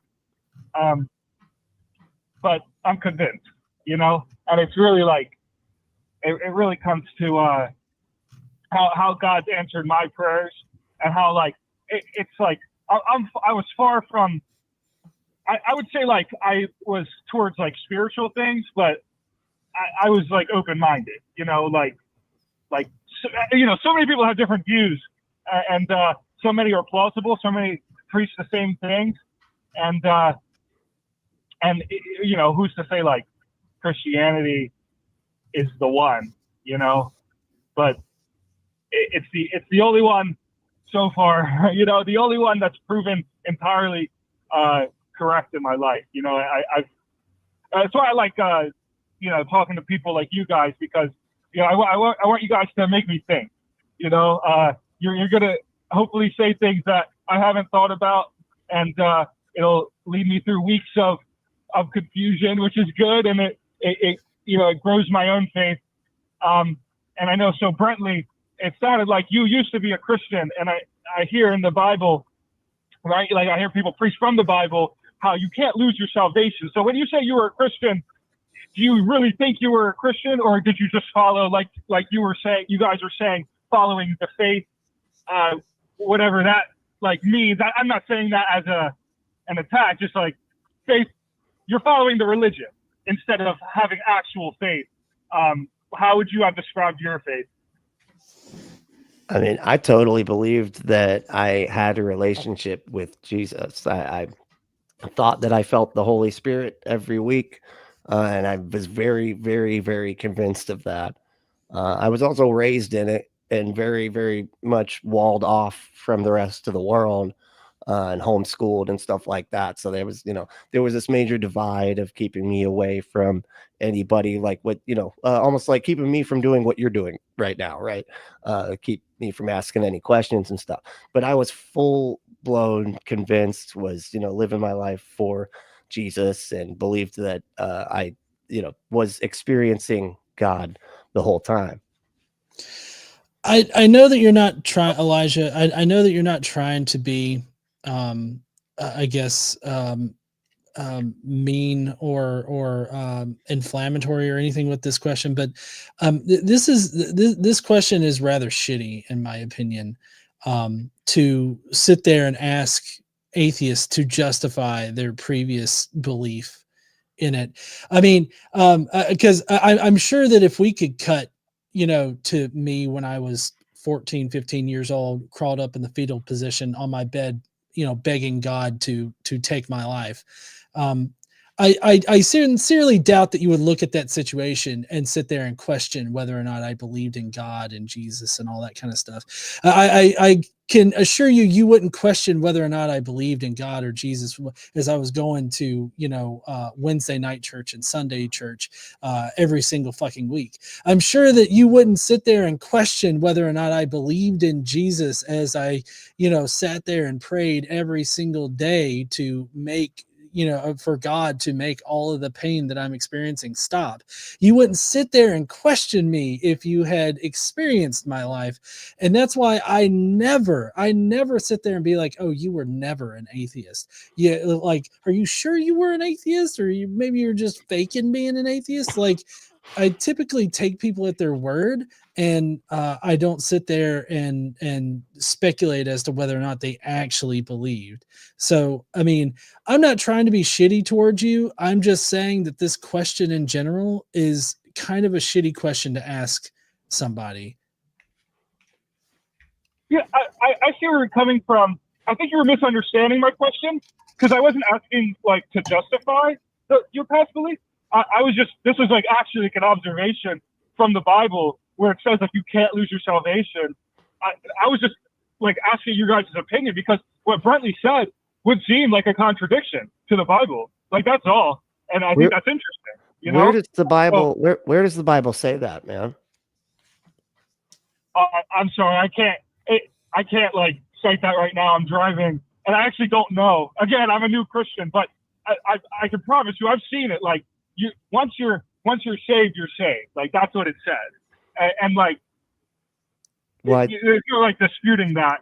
If you could look it up for me, that's fine. That's how much I know it's there. Well, no, I mean, it's, as far as I understand, we have the verse of the sower, the sower and the seeds or whatever, and they lose their, some of the seeds shoot up quickly and stuff like that, and then the birds come and get them, and then there's another one that roots and everything. So I mean, there is parts of the Bible where it says that people lost their faith. So, and I don't know as if there's any place that says specifically that you can't lose your faith. What I've heard people say is that if you actually were a Christian, you wouldn't lose your faith or whatever, right? But yeah, this is being a Christian, not believing in God. This is post Jesus. Once you're saved through Jesus, you can't lose that. That's the claim. Whatever before that, I'm not sure. Maybe I'm just I'm not understanding where you're going with this there, Elijah. But I don't understand the connection here. Why does Brently right now have to not contradict the Bible? I don't understand why the contradiction here is a problem for you right now.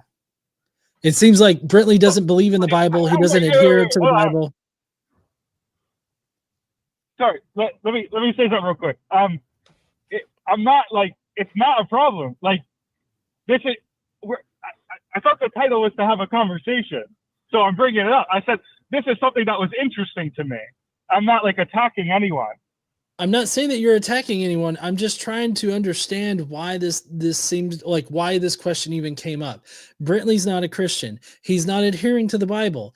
I sincerely doubt that Brently, as far as applying the Bible to his daily life, he doesn't give a shit about the Bible. So why does it matter if he's living his life contradictory to the Bible? Well, okay. The question I'm asking is an unbiased one. If I'm going to be biased and answer the question you just asked, obviously I'm a Christian, so it does matter. But when we're speaking unbiased, I'm just stating an unbiased fact that was interesting to me, right? The Bible says you can't lose your salvation. Brently said he was a Christian, and now he's not a Christian. and I'm just stating something that was interesting for the sake of conversation. Yeah, Yeah, but because this the is not Bible's wrong. interesting.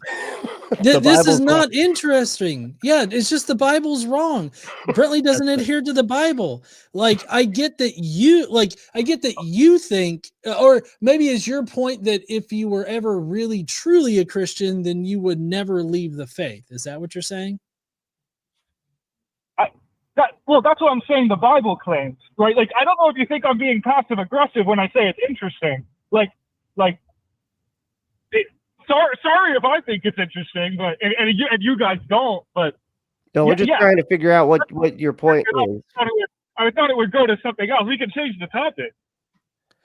No. I mean, we're just very confused as to what the entire point of this conversation is, because what it comes across to us, as far as it sounds like you're saying that Brently nor I were truly Christian, and we didn't truly believe because now we're no longer Christian. And the only way that you seem to be able to process your reality is if somebody is truly a Christian, then they will always and forever be a Christian. Yes, I believe that. So no true Scotsman fallacy. That's what this is. You need to look that up later. Put a pin in that. Look up what a no true Scotsman fallacy is. That's what you're violating. Say it again. No true Scotsman. Yeah, no true Scotsman. Okay. All right. Very basic fallacy. It comes from the idea that, oh, well, if you were really a Scotsman, then you wouldn't do this thing. So no true Scotsman is going to do that thing. And it's very obviously that's a logical fallacy here. You can be a Christian in like your early years and then eventually realize that Christianity doesn't represent reality, or that Christianity is actually a horrible religion. Like, you can realize in any kind of way and leave the faith. You can just no longer believe. That has no bearing on whether or not you truly believe beforehand. Okay, so do you think what is faith to you? Faith in what sense? Yeah, go ahead, Brently. No, good question. I was going to say it's deciding that you're right about stuff that you just want to think. Okay. To me, it's when something happens or you see evidence of something, but it's not there all the time. And you have to have faith that it was there, that it happened, and that it still exists. So you had evidence, but then you don't have evidence anymore? Yeah, well, can you give me an example? Something isn't always.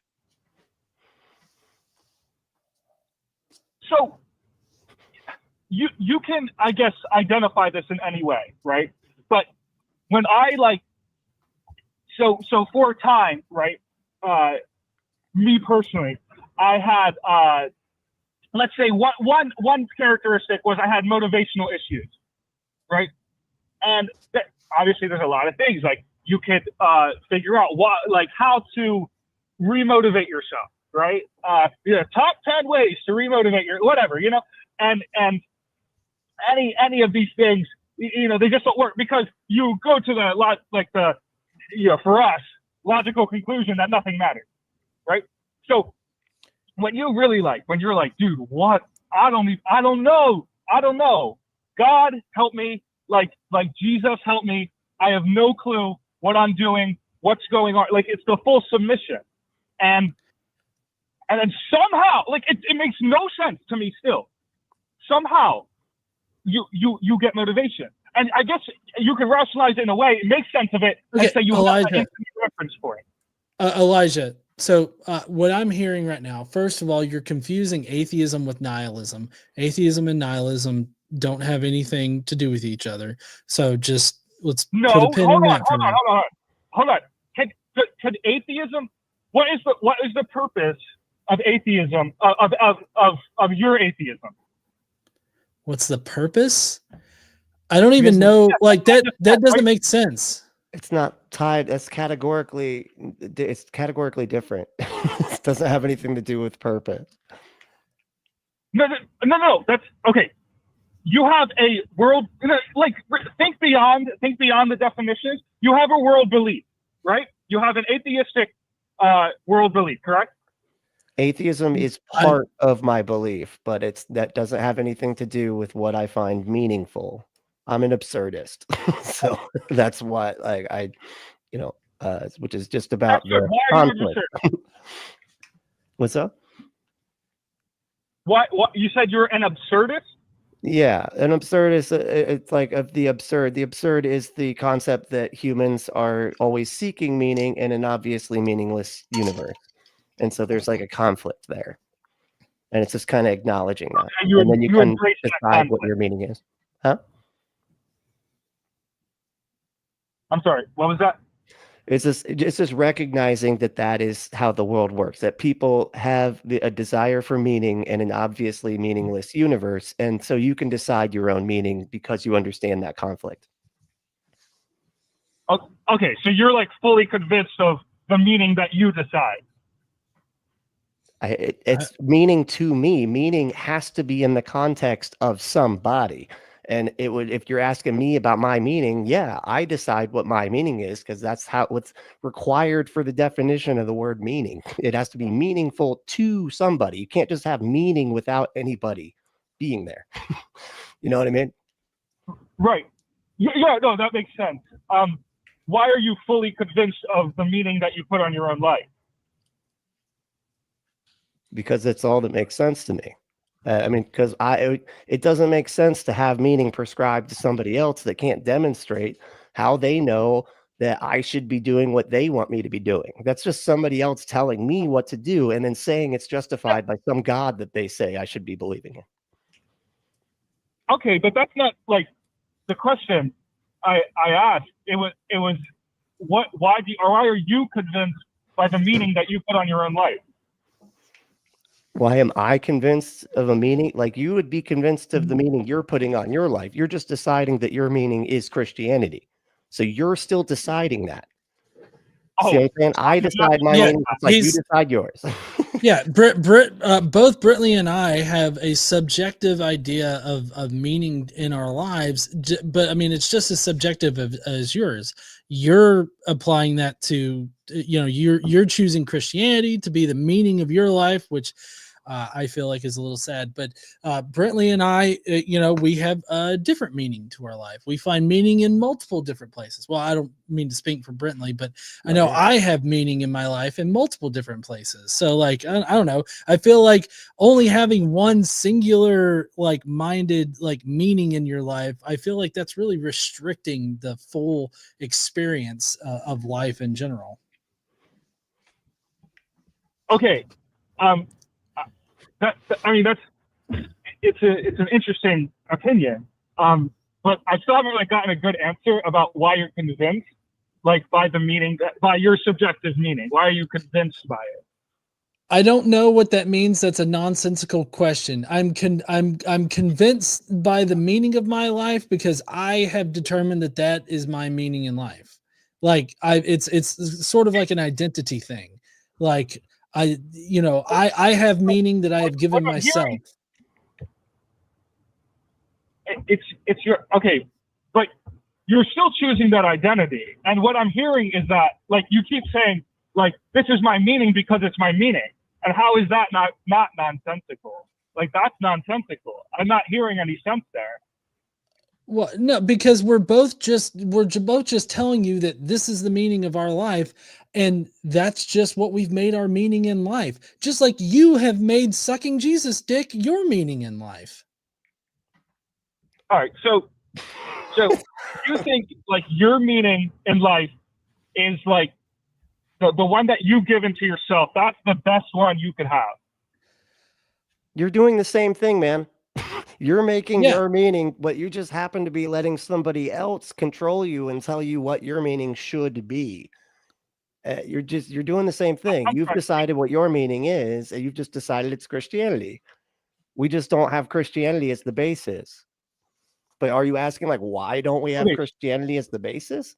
Because we're not convinced any gods exist. We have other reasons to have meaning.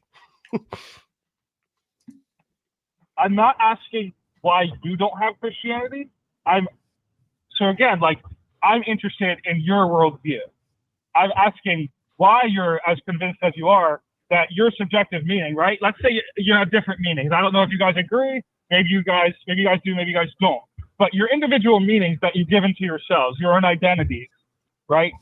Why are you convinced that identity that you've given to yourself is the best one you can have? Is it the best one? Like, why?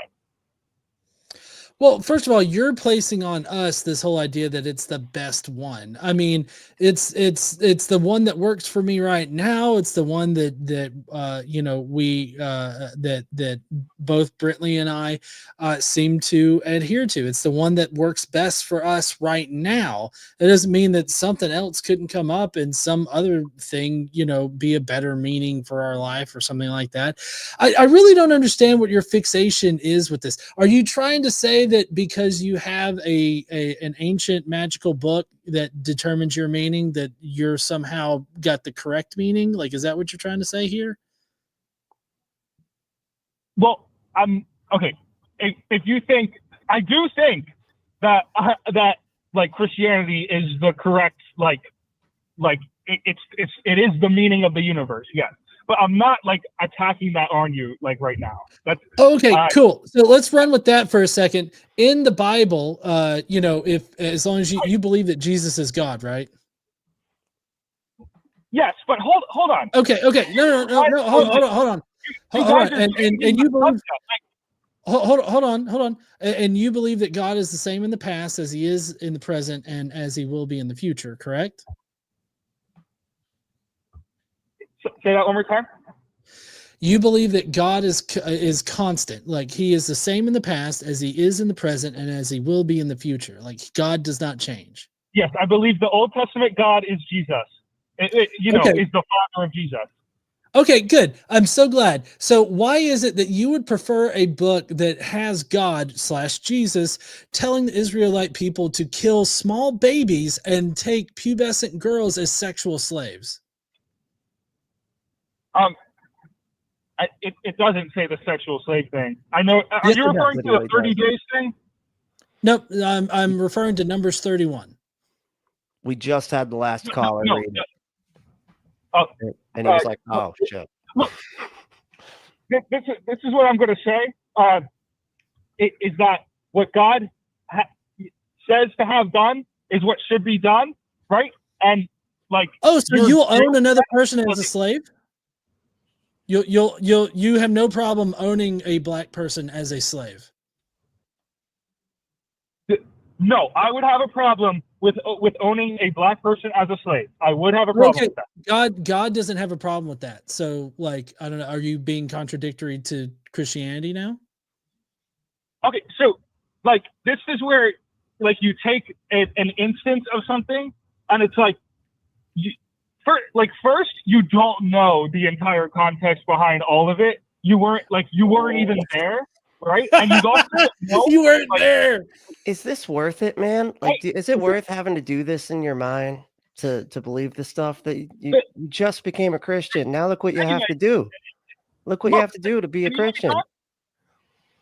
So hold on, Elijah, please tell me what context makes taking pubescent girls as sexual slaves okay? Again, it does not say that there's no sexual slave. There's no sexual slave.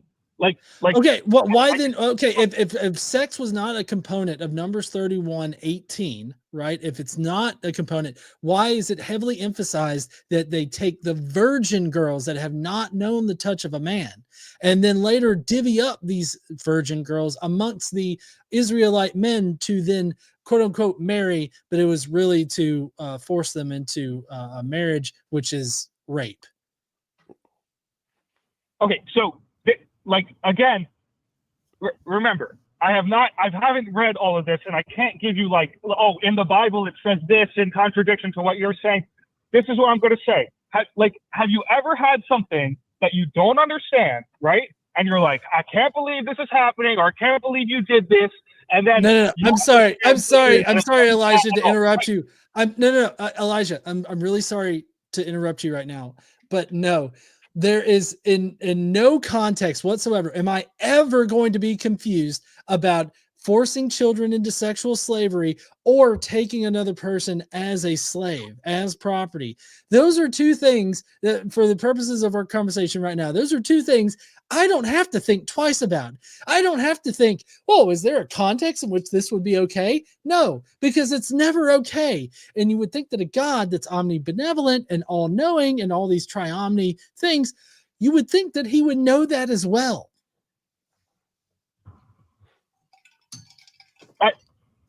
I like this thing, like, I don't know how to like explain this to you. There are things you don't understand. There's things I don't understand. You can't fully understand the situation. I'm sorry, Elijah, you're basically telling me that there are things that I don't, hold on. You're telling me right now, this is how ridiculous.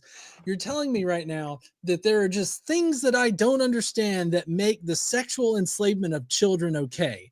Just really, really sit on that for a second. Think about what you're saying right now, because I promise you, you do not want to make this argument, okay? Okay, so you are creating the situation to be what you want for your own bias. Again, there's no I'm reading the word. I will literally hold on. No, I'm sorry. Well, we're gonna read right now. Numbers 31. Right. I'm gonna go to Numbers 31. Do you like the New International Version, or do you want me to pick one that's more scholarly? Does it matter? That's whatever with you.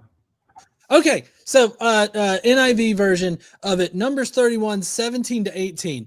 Now, kill all the boys and kill every woman who has slept with a man, but save for yourselves every girl who has never slept with a man.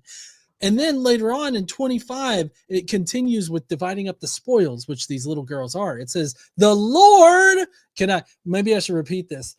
The Lord said to Moses, you and Eleazar, the priest and the family heads of the community, are to count all the people and animals that were captured. The people and animals that were captured.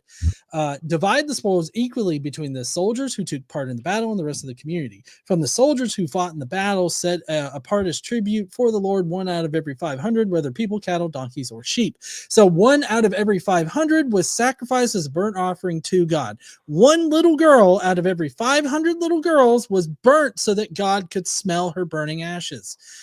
And then take this tribute from their half to share and give it to Eleazar, the priest, as the Lord's part, blah, blah, blah, blah, blah.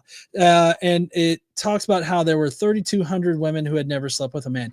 If sexual slavery was not at the forefront of God's mind, why was he very specific about the fact that 32,000 women had never slept with a man?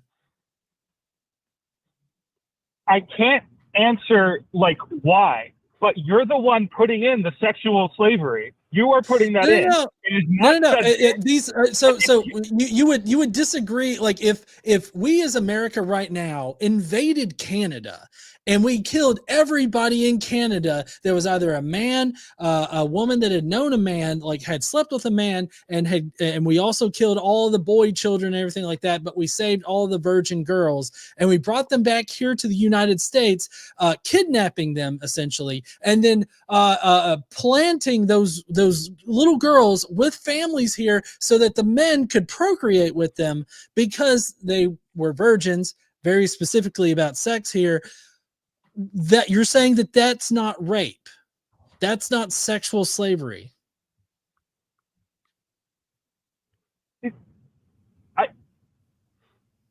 You're turning it into something that like fits your bias.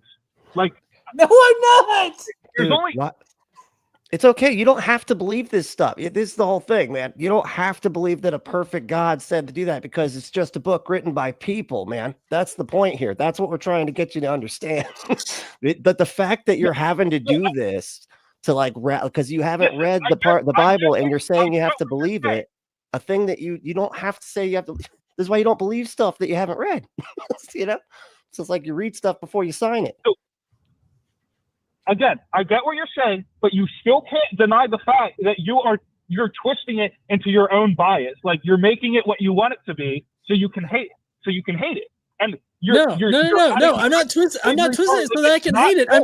Elijah, I'm just reading the words off of the fucking screen right now. Okay, I'm reading the words. Yeah, if their virginity wasn't the important part of it, if how much sex they've had wasn't an essential part of it, then God wouldn't have said to only keep the virgin girls.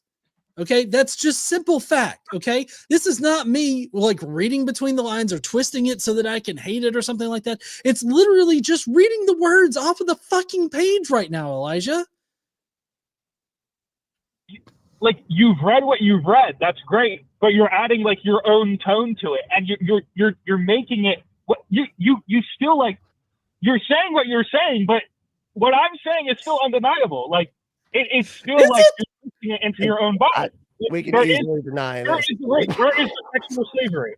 Like you are calling it. Where is the sexual slavery? It's right there. It really makes it seem like that's what's happening, and because it really makes it seem like that's what's happening to me, it must be. Because if I kidnapped your girlfriend and then brought her back to my house and made her be my wife, what do wives do? They have sex, right? Like that would be sex slavery. When you kidnap somebody, take them home and say, you're my wife now, chained to the wall or whatever, just in a place where they can't get out.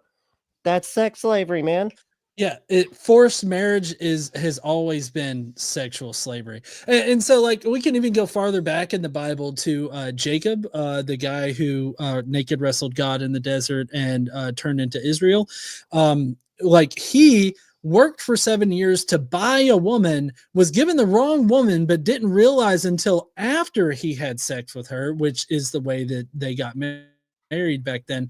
And then he worked another 7 years so that he could buy the other daughter. There was never like a proposal like to the daughter or anything like that. Jacob just basically pimp walked up to their father and was like, yo, I want to purchase that daughter over there. And he's like, work for 7 years. He bought one, he worked for another 7 years, and he bought the other. Buying women is sexual slavery. Okay, so this is what I'm going to say to that. Right? Is what you were saying, like, was that God doing that? Or was that God telling him to do that? I'm confused. Yes. No. God ordered it. So God chose Jacob to be the foundational family of the Israelite people, his chosen people.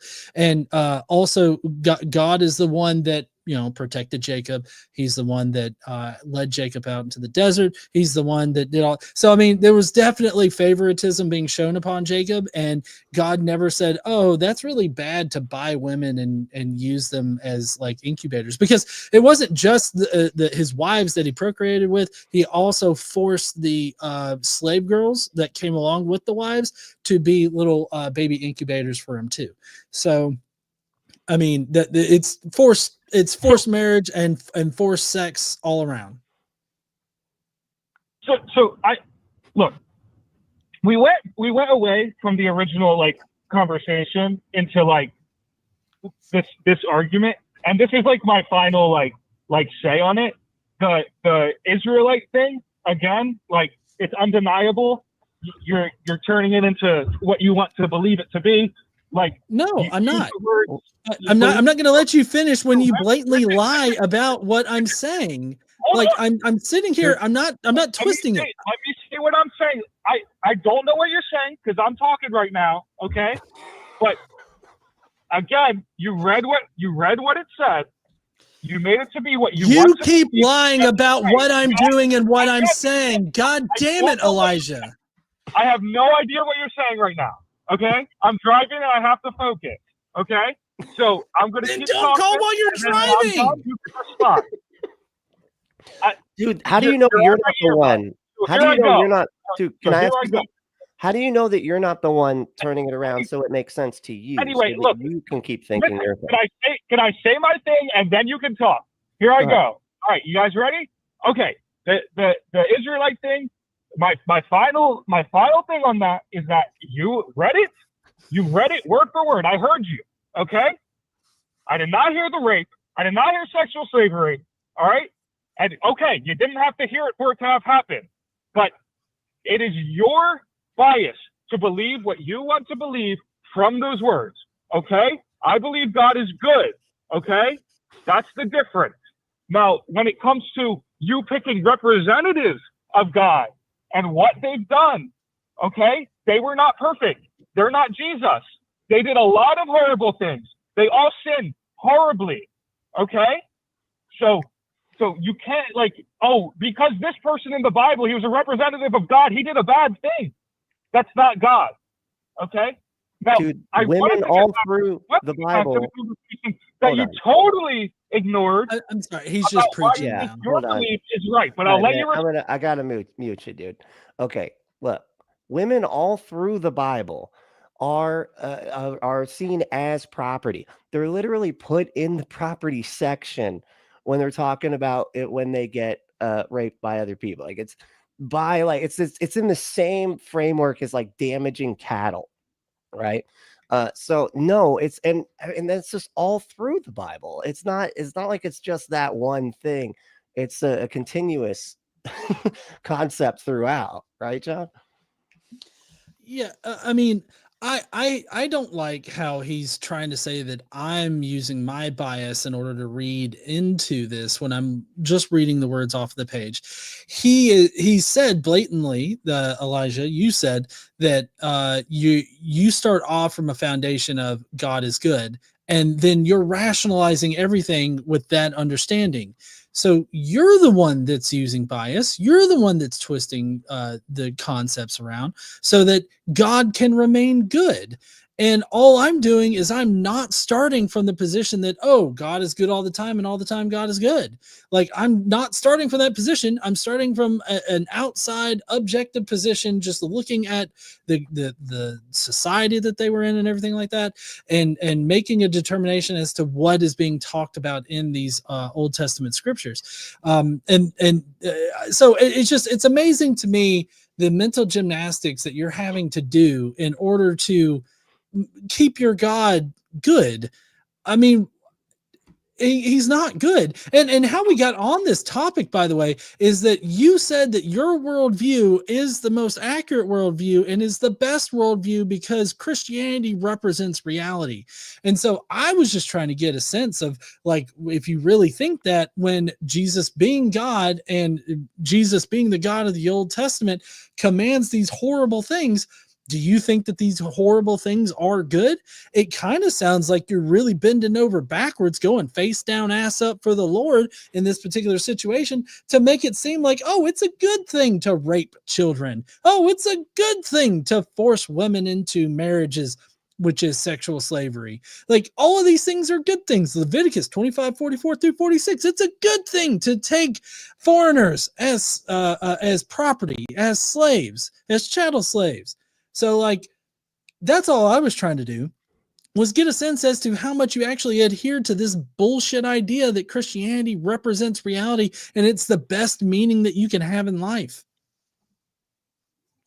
All right, here you go. You are unmuted now. Go ahead. Oh, okay. So,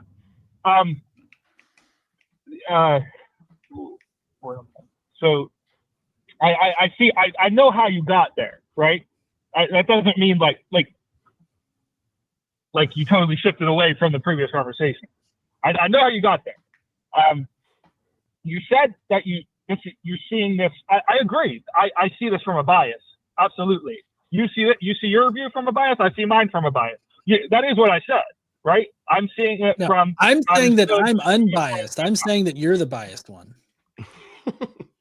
Okay, so what you said was you're seeing it from an objective view. You believe that, or a subjective view? What do you mean?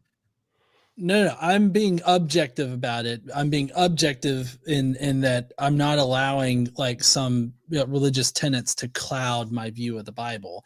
I'm just reading the words for what they are. I'm understanding the context for what it is. So what do you do with like the thought when do you not think that there's any bias in your opinions? I think that I've tried to remove as much bias as possible. I don't think that it's possible to remove all bias, but I feel like amongst or between both of our views of this text, I am the more unbiased participant. Because if like us as an hold on, but if us as atheists showed this to anybody of any other religion, atheist, agnostic, Scientologist, somebody else, we showed them all this scripture, the way that it's written, we would probably all agree, like, oh yeah, that's pretty obviously about sex slavery. Because that's like a normal thing back then too, was like the spoils of war, keeping the women as the spoils. It was like Viking rules, I mean, we're talking thousands of years ago. I'll actually like agree with that. I think like especially the like overall, what do you call it? Like just the way we understand the world. Yeah, I would totally agree with that. But again, like I'm seeing it from my own bias, you're seeing it from your bias. And I also don't think that, just because there's a popular opinion in the world doesn't mean it's right. Okay. But I mean, the point was that, okay, never mind. But the point is that, look, you said that you believe God is the same yesterday, today, and forever, because that's what the Bible says. And that means if that was okay back then, and God was saying that was okay back then, that means that God believes that that's okay. You understand that's the problem here? I see what you're saying, but again, that was at that time. That's not now. Okay, well, but isn't it objectively immoral? How can God's morality change? How is? I thought you said God is the same yesterday, today, and forever. I morality change, and I don't want to go back to like you're saying what it is, and I'm saying it's not that, right? Like I don't want to like argue that again because there's no persuading that. So, right? but you're saying morality, the timing, when like the time that something happens depends on whether or not it's good or not. So as long as it was back then, it was okay to take slaves and stuff.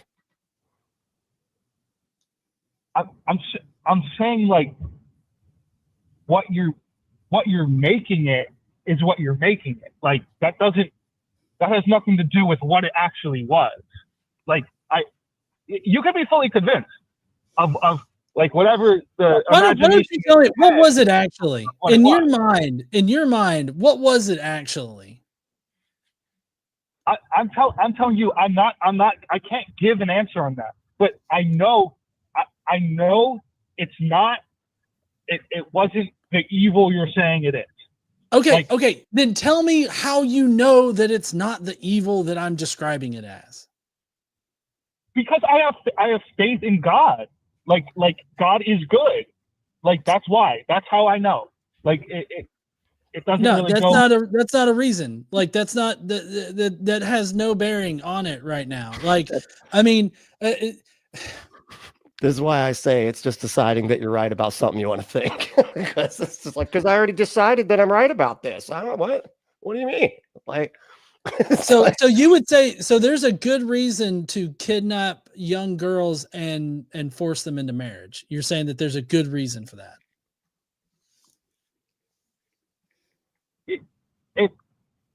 I'm saying there's a good reason for everything that happens. Okay, there's a good reason for it. So you're saying that in this section here, God has them go in and kill everybody, but take the virgin girls, and we can agree that that's kidnapping, right? Like that's not. You wouldn't say that's me forcing something on it, right? Like that's kidnapping.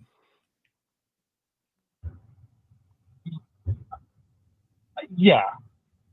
Okay, so kidnapping pubescent girls that have not had sex, that's a good thing.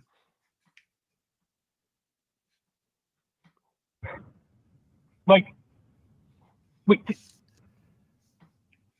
did you bring up the sex slavery again? No. Not even saying that, just the kidnapping part.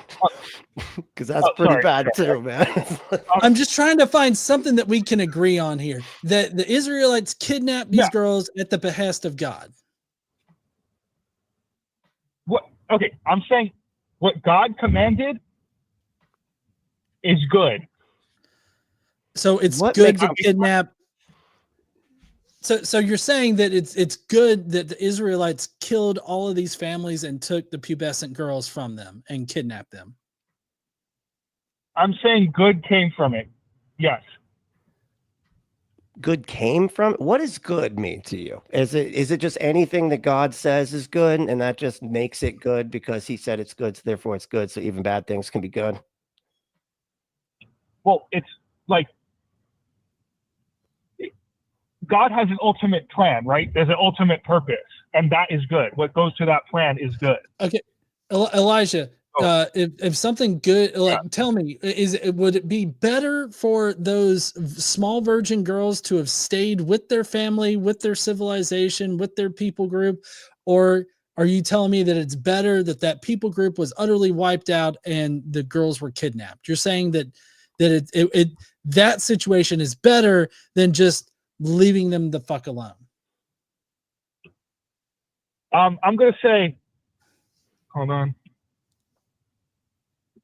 I'm gonna say that, like, in the like a perfect world, right? That wouldn't be good. Of course not. But what God commanded it to happen, Him commanding it to happen, is good.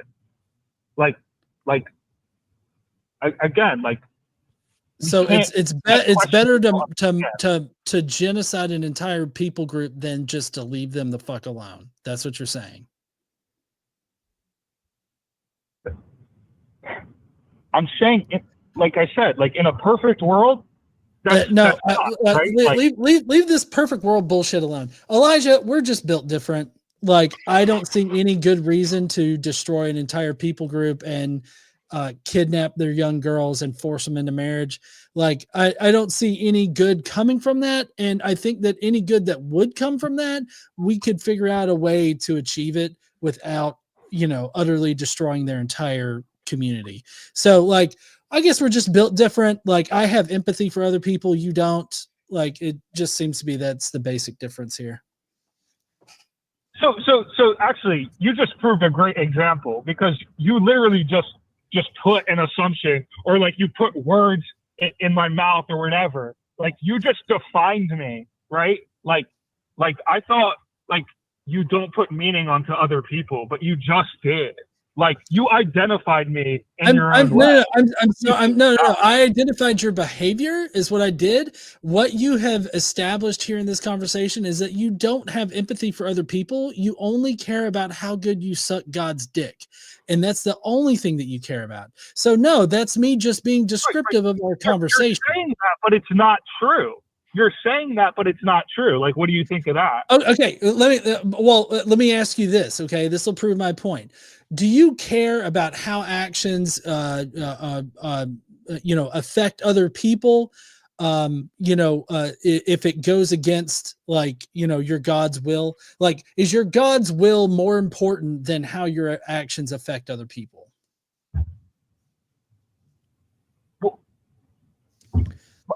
Wait, like, my God's will is to treat others how I would want to be treated. Well, no, that's not true. I mean, like, right here in this particular story, it's obviously like you wouldn't like you treating others as you would want to be treated. You wouldn't want some other nation coming in and killing you and taking your family, your daughter, or anything like that, and forcing them into marriage. Like that. So do unto others as others would do unto you doesn't apply in this particular situation. What we're talking about is whether or not your adherence to your God's will supersedes the needs of your fellow human.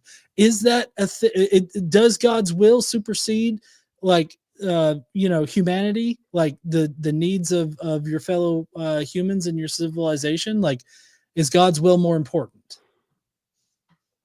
So, like, this is definitely where we differ, because God's will is for humanity.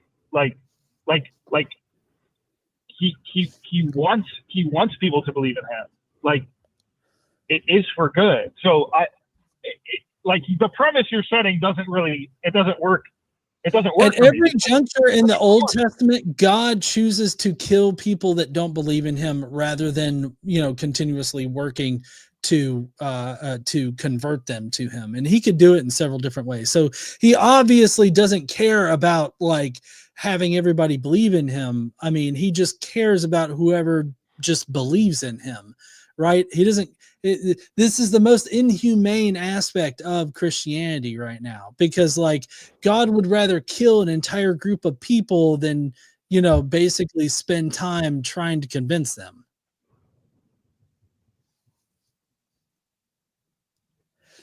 So I'll ask again there, Elijah. So God's will supersedes the needs of humanity? Like, okay, I'm going to try to like rephrase this in a way that makes more sense, like to your worldview, right? And you tell me if I'm correct. If you're talking about like what we want, like, okay, like humanism, right? Like what works best, what we think works best for us, right? As a whole, right? Our average like opinion. Is that what you're saying? Well, I'm saying as far as humanism being more concerned with you know, your fellow man than with pleasing some supernatural deity. Right. Yeah. I will always side with God because I don't trust humanity and their right. opinions. So like, you lack empathy, and you don't consider. No, that's not lacking empathy. Tell me how that's lacking empathy. Because you're unable to empathize with your fellow man because you put God's will first. I lack empathy because I can't empathize. Why can't I empathize? What does that mean? Like, explain that to me. Why can't I empathize? You just said that you thought God mattered more. Your belief in God mattered more, and other people are evil. So if you thought and you took some belief from, why did your voice just change? Why did your voice just change? Never mind. That was Brently talking. There's two people here. Yeah, sorry. Oh, okay. All right. Can the one I asked a question to answer? Go ahead, John. You're good. Sorry. No, I said that you don't have empathy because you put God's will above, you know, your fellow humans' needs. And if you're doing that, then you're obviously not empathizing with your fellow humans, because like if your fellow humans needed something that was against God's will, then it seems to me like, you know, you would go with God's will, and that would be to deny them what they need. So that is literally lacking empathy there. You're not empathizing with them. So, I mean, like you're literally lacking in empathy. That's not empathizing. Like if someone's upset, I'm going to be upset. You know what I mean? Like that sucks when someone's upset, right? Like if something happens to someone. Yeah, but what we're talking about right now is you're basically laying out like, oh, I'm empathizing with you, Susie, even though we killed your entire family, forced you into a marriage where you're going to be raped every night. I feel really bad about that situation, but you know, it's God's will. That's not really empathizing. That's just saying the words. I don't think you're using empathizing correctly. Do you mean like prioritizing? Like, am I prioritizing humanity or God? I prioritize God. Humans have fallen. By the way, Brently, you're allowed to talk. I was not like attacking you. I just wanted to make sure. I actually don't know the other guy's name. What's your name? John. Yeah. Empathize to understand. Right. Empathize to understand and share the feelings of others. Counselors need to be able to empathize with people. So like what I'm saying is that because of the fact that you're just sitting there being like, oh, Susie, I know that we killed your entire family and I'm forcing you to have sex with me every night. It feels really bad, but you're not actually feeling bad. You're just saying the words, oh, that's really bad. But you know, God's will is so much better. And so because this is God's will, then I guess I got to rape you every night. Like, that's not empathizing with her. That's not empathizing at all. That's just faux pretending. No, that's saying the same thing twice. That's just pretending to empathize. You're not actually empathetic, because if you were empathetic, then you wouldn't, like, the person, I don't mean to put you in the person's place, but the person wouldn't be raping the child every night. The person would not be raping the child at all. The person would not be engaging in this kind of barbaric ritual. I really don't want to go back to that to that situation, because again, you're putting your own bias into it, and it's hard to discuss about that. I'm really not putting my bias into it at all. Like, that's just not what's happening. I mean, you can believe that's what's happening, but that's not what's happening. Said they're raping the children every night. Like, what? Yep, they are. And in the story, they would be. Every chance that the husband wanted to have sex. Oh my God. Let me Brently, I'll let you finish out this one. I'm kind of done with this conversation. This has been gross. I feel no. Let me go this direction. Look, John gave up, but Brently, can we talk about the initial conversation? I'd like to go back to that if that's okay. Okay, sure. What was the original conversation? So, this past time you were talking to me about why I'm convinced of my belief, or challenging me about my belief, right? Which is awesome. Okay, this is definitely something we're going to look into. I'm asking you, why are you convinced about the meaning that you put onto your own life? Why am I convinced of the meaning that I put on my own life? I that's just a really. Are you saying why am I not convinced that a God exists? Because I can. Why am I? Okay, let's say there's infinite views, there's infinite meanings.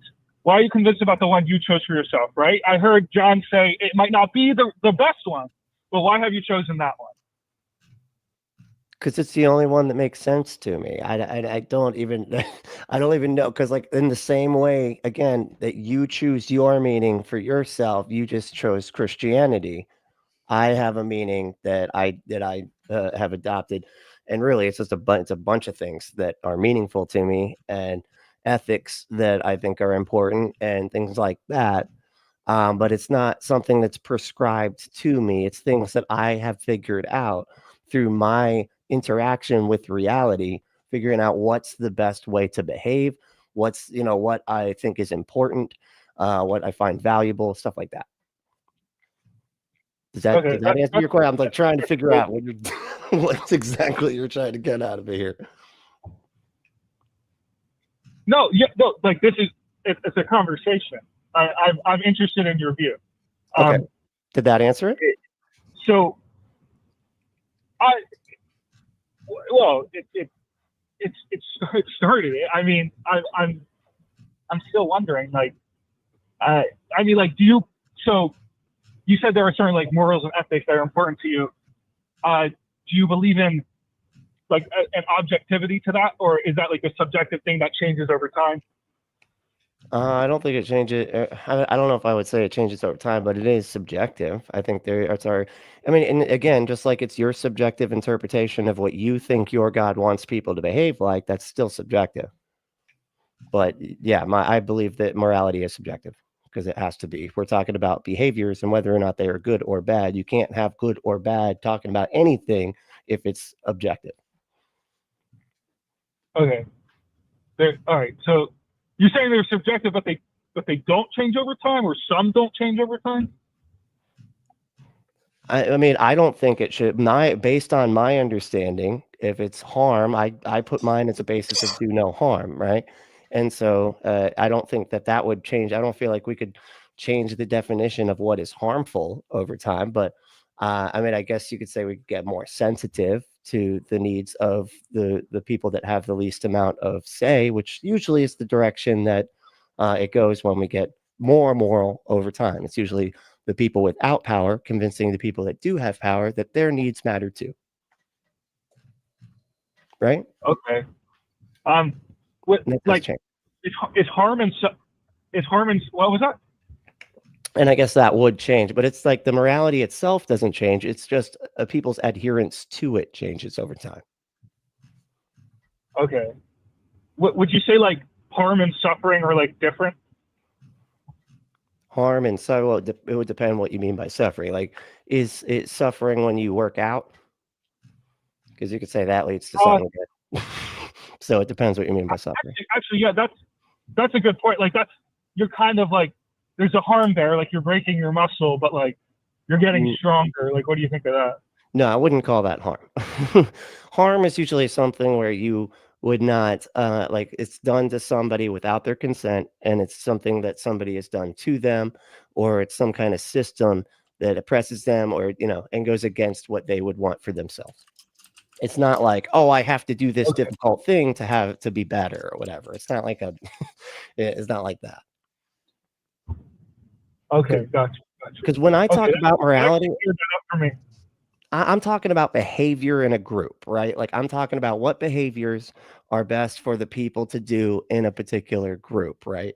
So, and that a lot of times people think, they mix up, religious people specifically mix up like behaviors and how to act toward one another and they mix that up with just adherence to what they think their God wants everybody to behave like. Do you understand? See how that's unhelpful, especially if everybody has a different God that they're thinking of. Say that last part again. And that's really difficult if it causes a serious problem if everybody has a different God that they're appealing to as to why everybody should behave the way they think their God wants them to. Do you understand? Oh, yeah. Okay. Yeah, I see. So I'm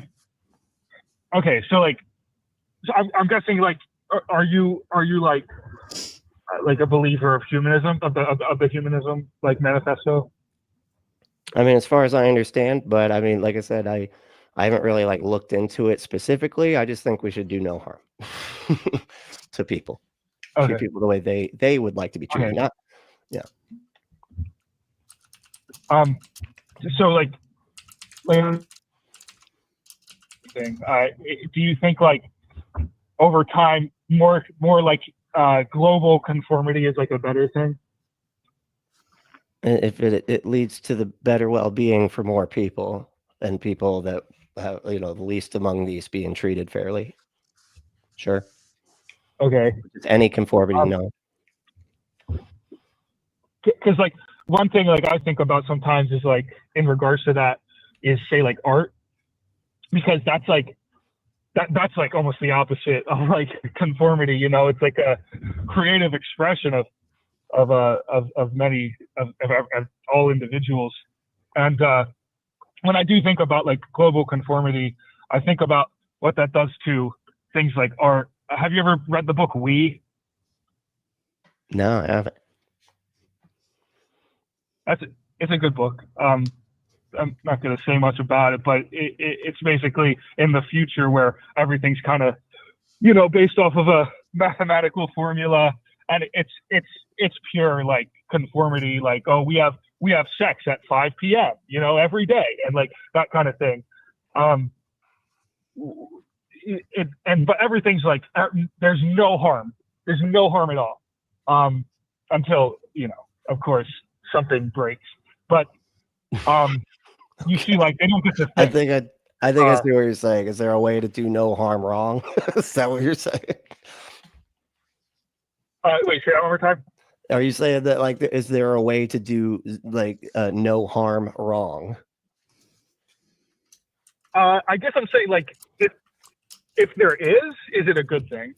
Well, I think I would put into it. I mean, if I were to back this out to like its most basic form, which I feel like there's always going to be nuances, but people should have as much freedom as possible individually without harming one another. And that's kind of like why we have courts and stuff like that determine like if one person's freedom took out somebody else's, right? Okay. Yeah. I got you. Yeah. I agree with that. I have one last question, if that's all right. Sure. One last question. That's cool. Then we got to wrap. Okay. When it comes to like, say like survival, do you think like that's like how do I put this? Like, do you think that's like the top of like your priorities, or is that not? Is it survival as an individual, survival as a group, just or whatever? How do you see survival? I think it. Yeah, I mean, I would imagine it would be prioritized. Well, sorry, this is John again. I think that it would depend on what species you're talking about. There are species out there that survive alone, and then there are other social species that survive in groups. So, like for humans specifically, we would survive in groups. Like group survival is the way that we've been able to survive, thrive, and build a larger society. So, like, it really just depends on what you mean. I don't even know where you're going with most of your questions here. This would be more like, I don't know. There are a lot of things that can prioritize survival. I was just seeing like if you think that's part of like, you know, how you should live life, because you can really get into it about like the things you eat, you know, how much you exercise, who you talk to, and like if survival is like your number one priority, those things would be a really big deal. Yeah. Well, Elijah, I have to say that if you're looking for survival, then Christianity is definitely not the way to go about it.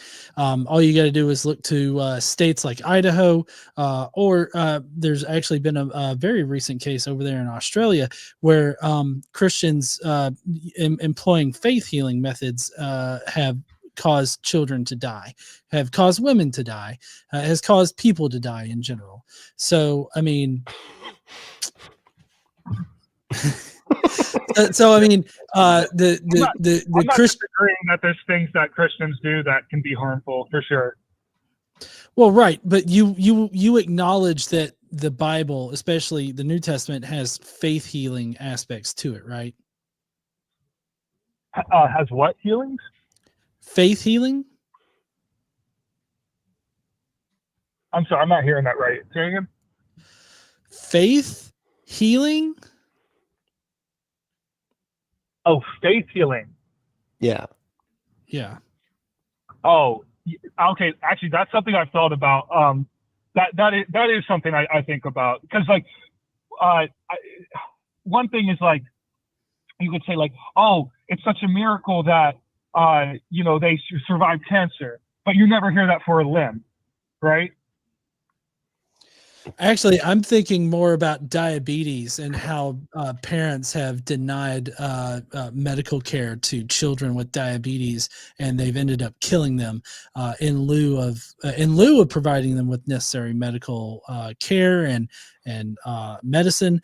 They just decided to pray about it, and they killed their children. So that's what I'm talking about. Yeah, that's pretty tragic, definitely.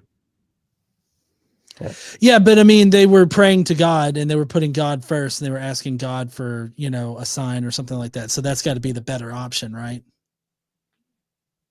It's better that those children are dead. For you. But the Holy Spirit told him to do it, man. Yeah, it's better that those children are dead, right? Like no, like I would say no. No, but God is everything. God's the one that made him diabetic, and God is also the one that wrote in his Bible, just knock and the door shall be opened, you know, and basically pray for what you need, and God will provide it to you. So, like, it kind of seems like maybe God set it up to where if a child dies because they're diabetic, then maybe God created that child specifically to die. So it kind of seems like that's the better option, was just for those children to be fucking dead, right? So I don't think that's good, right?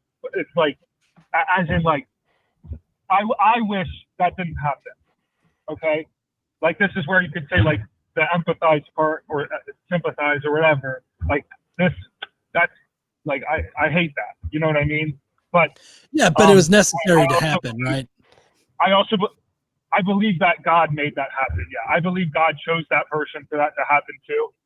I believe that it's sad, but like say like even like you can go all the way to like the Holocaust, right? Like that's a horrible thing, but God made that happen, and so it was a good thing then. You're saying the Holocaust was a good thing.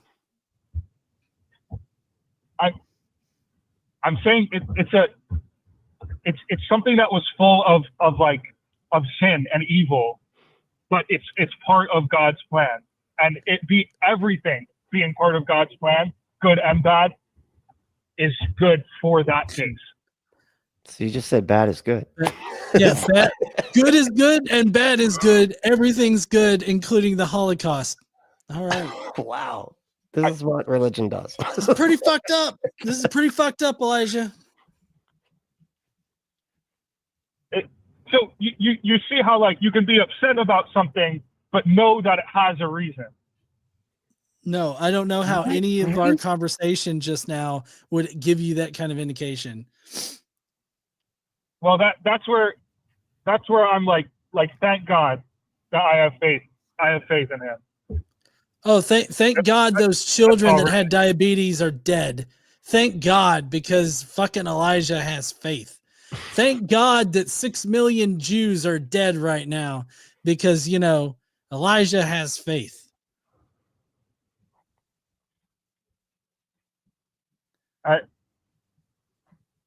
I'm not sure how to respond to that. I will be praying for you guys for sure. Fair response. That would have been mine too. All right, man. It's wild. All right, man. You have a great evening. All right. I don't know. My suggestion would be, Mhm. yeah, my suggestion for anybody out there is don't thank God for the Holocaust. Done. That makes you sound like a Nazi. Yeah, that's pretty bad. That's pretty bad. All right, take it easy. Wow, that was wild. What's so weird is that the whole thing about like not everything was meaningless, and that was like his point against us. And then he literally ended with everything being meaningless because it's all part of God's plan. How did you contradict? You went against your own. Wow, that's he's trying to row up shit creek with one paddle. Yep, 100%. Jeez Louise, that was crazy. My goodness.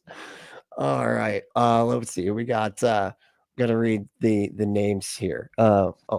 Where'd they go? Okay, there you go. Thank you to our patrons: Dan D, Logan Fisher, Fern, Lovebond, Amanda McLeod, Sydney Davis, Johan, Eric Ozols, Rion, Sonny Shell, Phil Calderone, Kathy Cotton, Tara S, Aaron Coalson, Michael Wise. Hey, there's Michael Wiseman. Deborah Grace, Jena, Miyu, Jamie West, Shannon Gray, Ann Stevens, and D Murphy. I did it. I did all of them.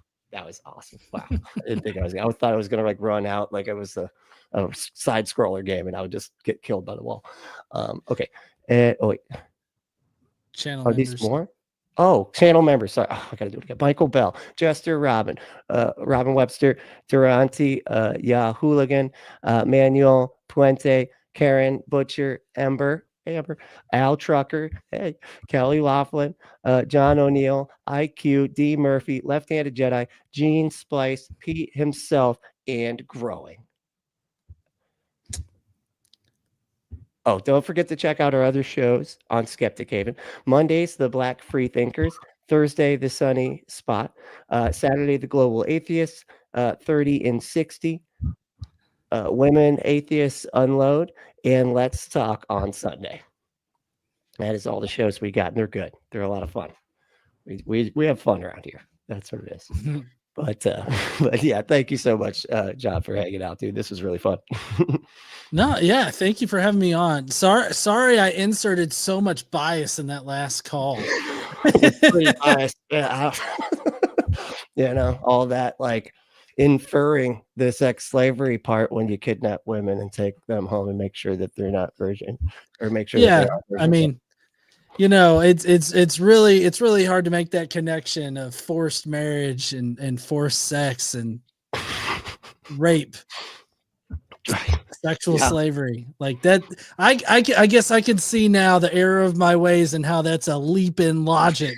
Just reading into it, man. No. Jesus Christ. It's so sad.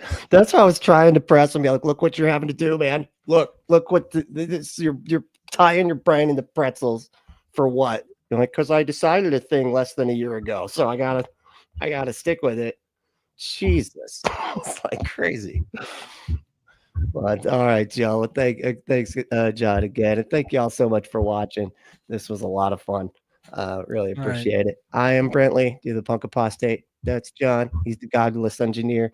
And yeah, we both have YouTubes. So go check them out. All right, Joe. Take it easy. This is Skeptic Haven. Let's talk.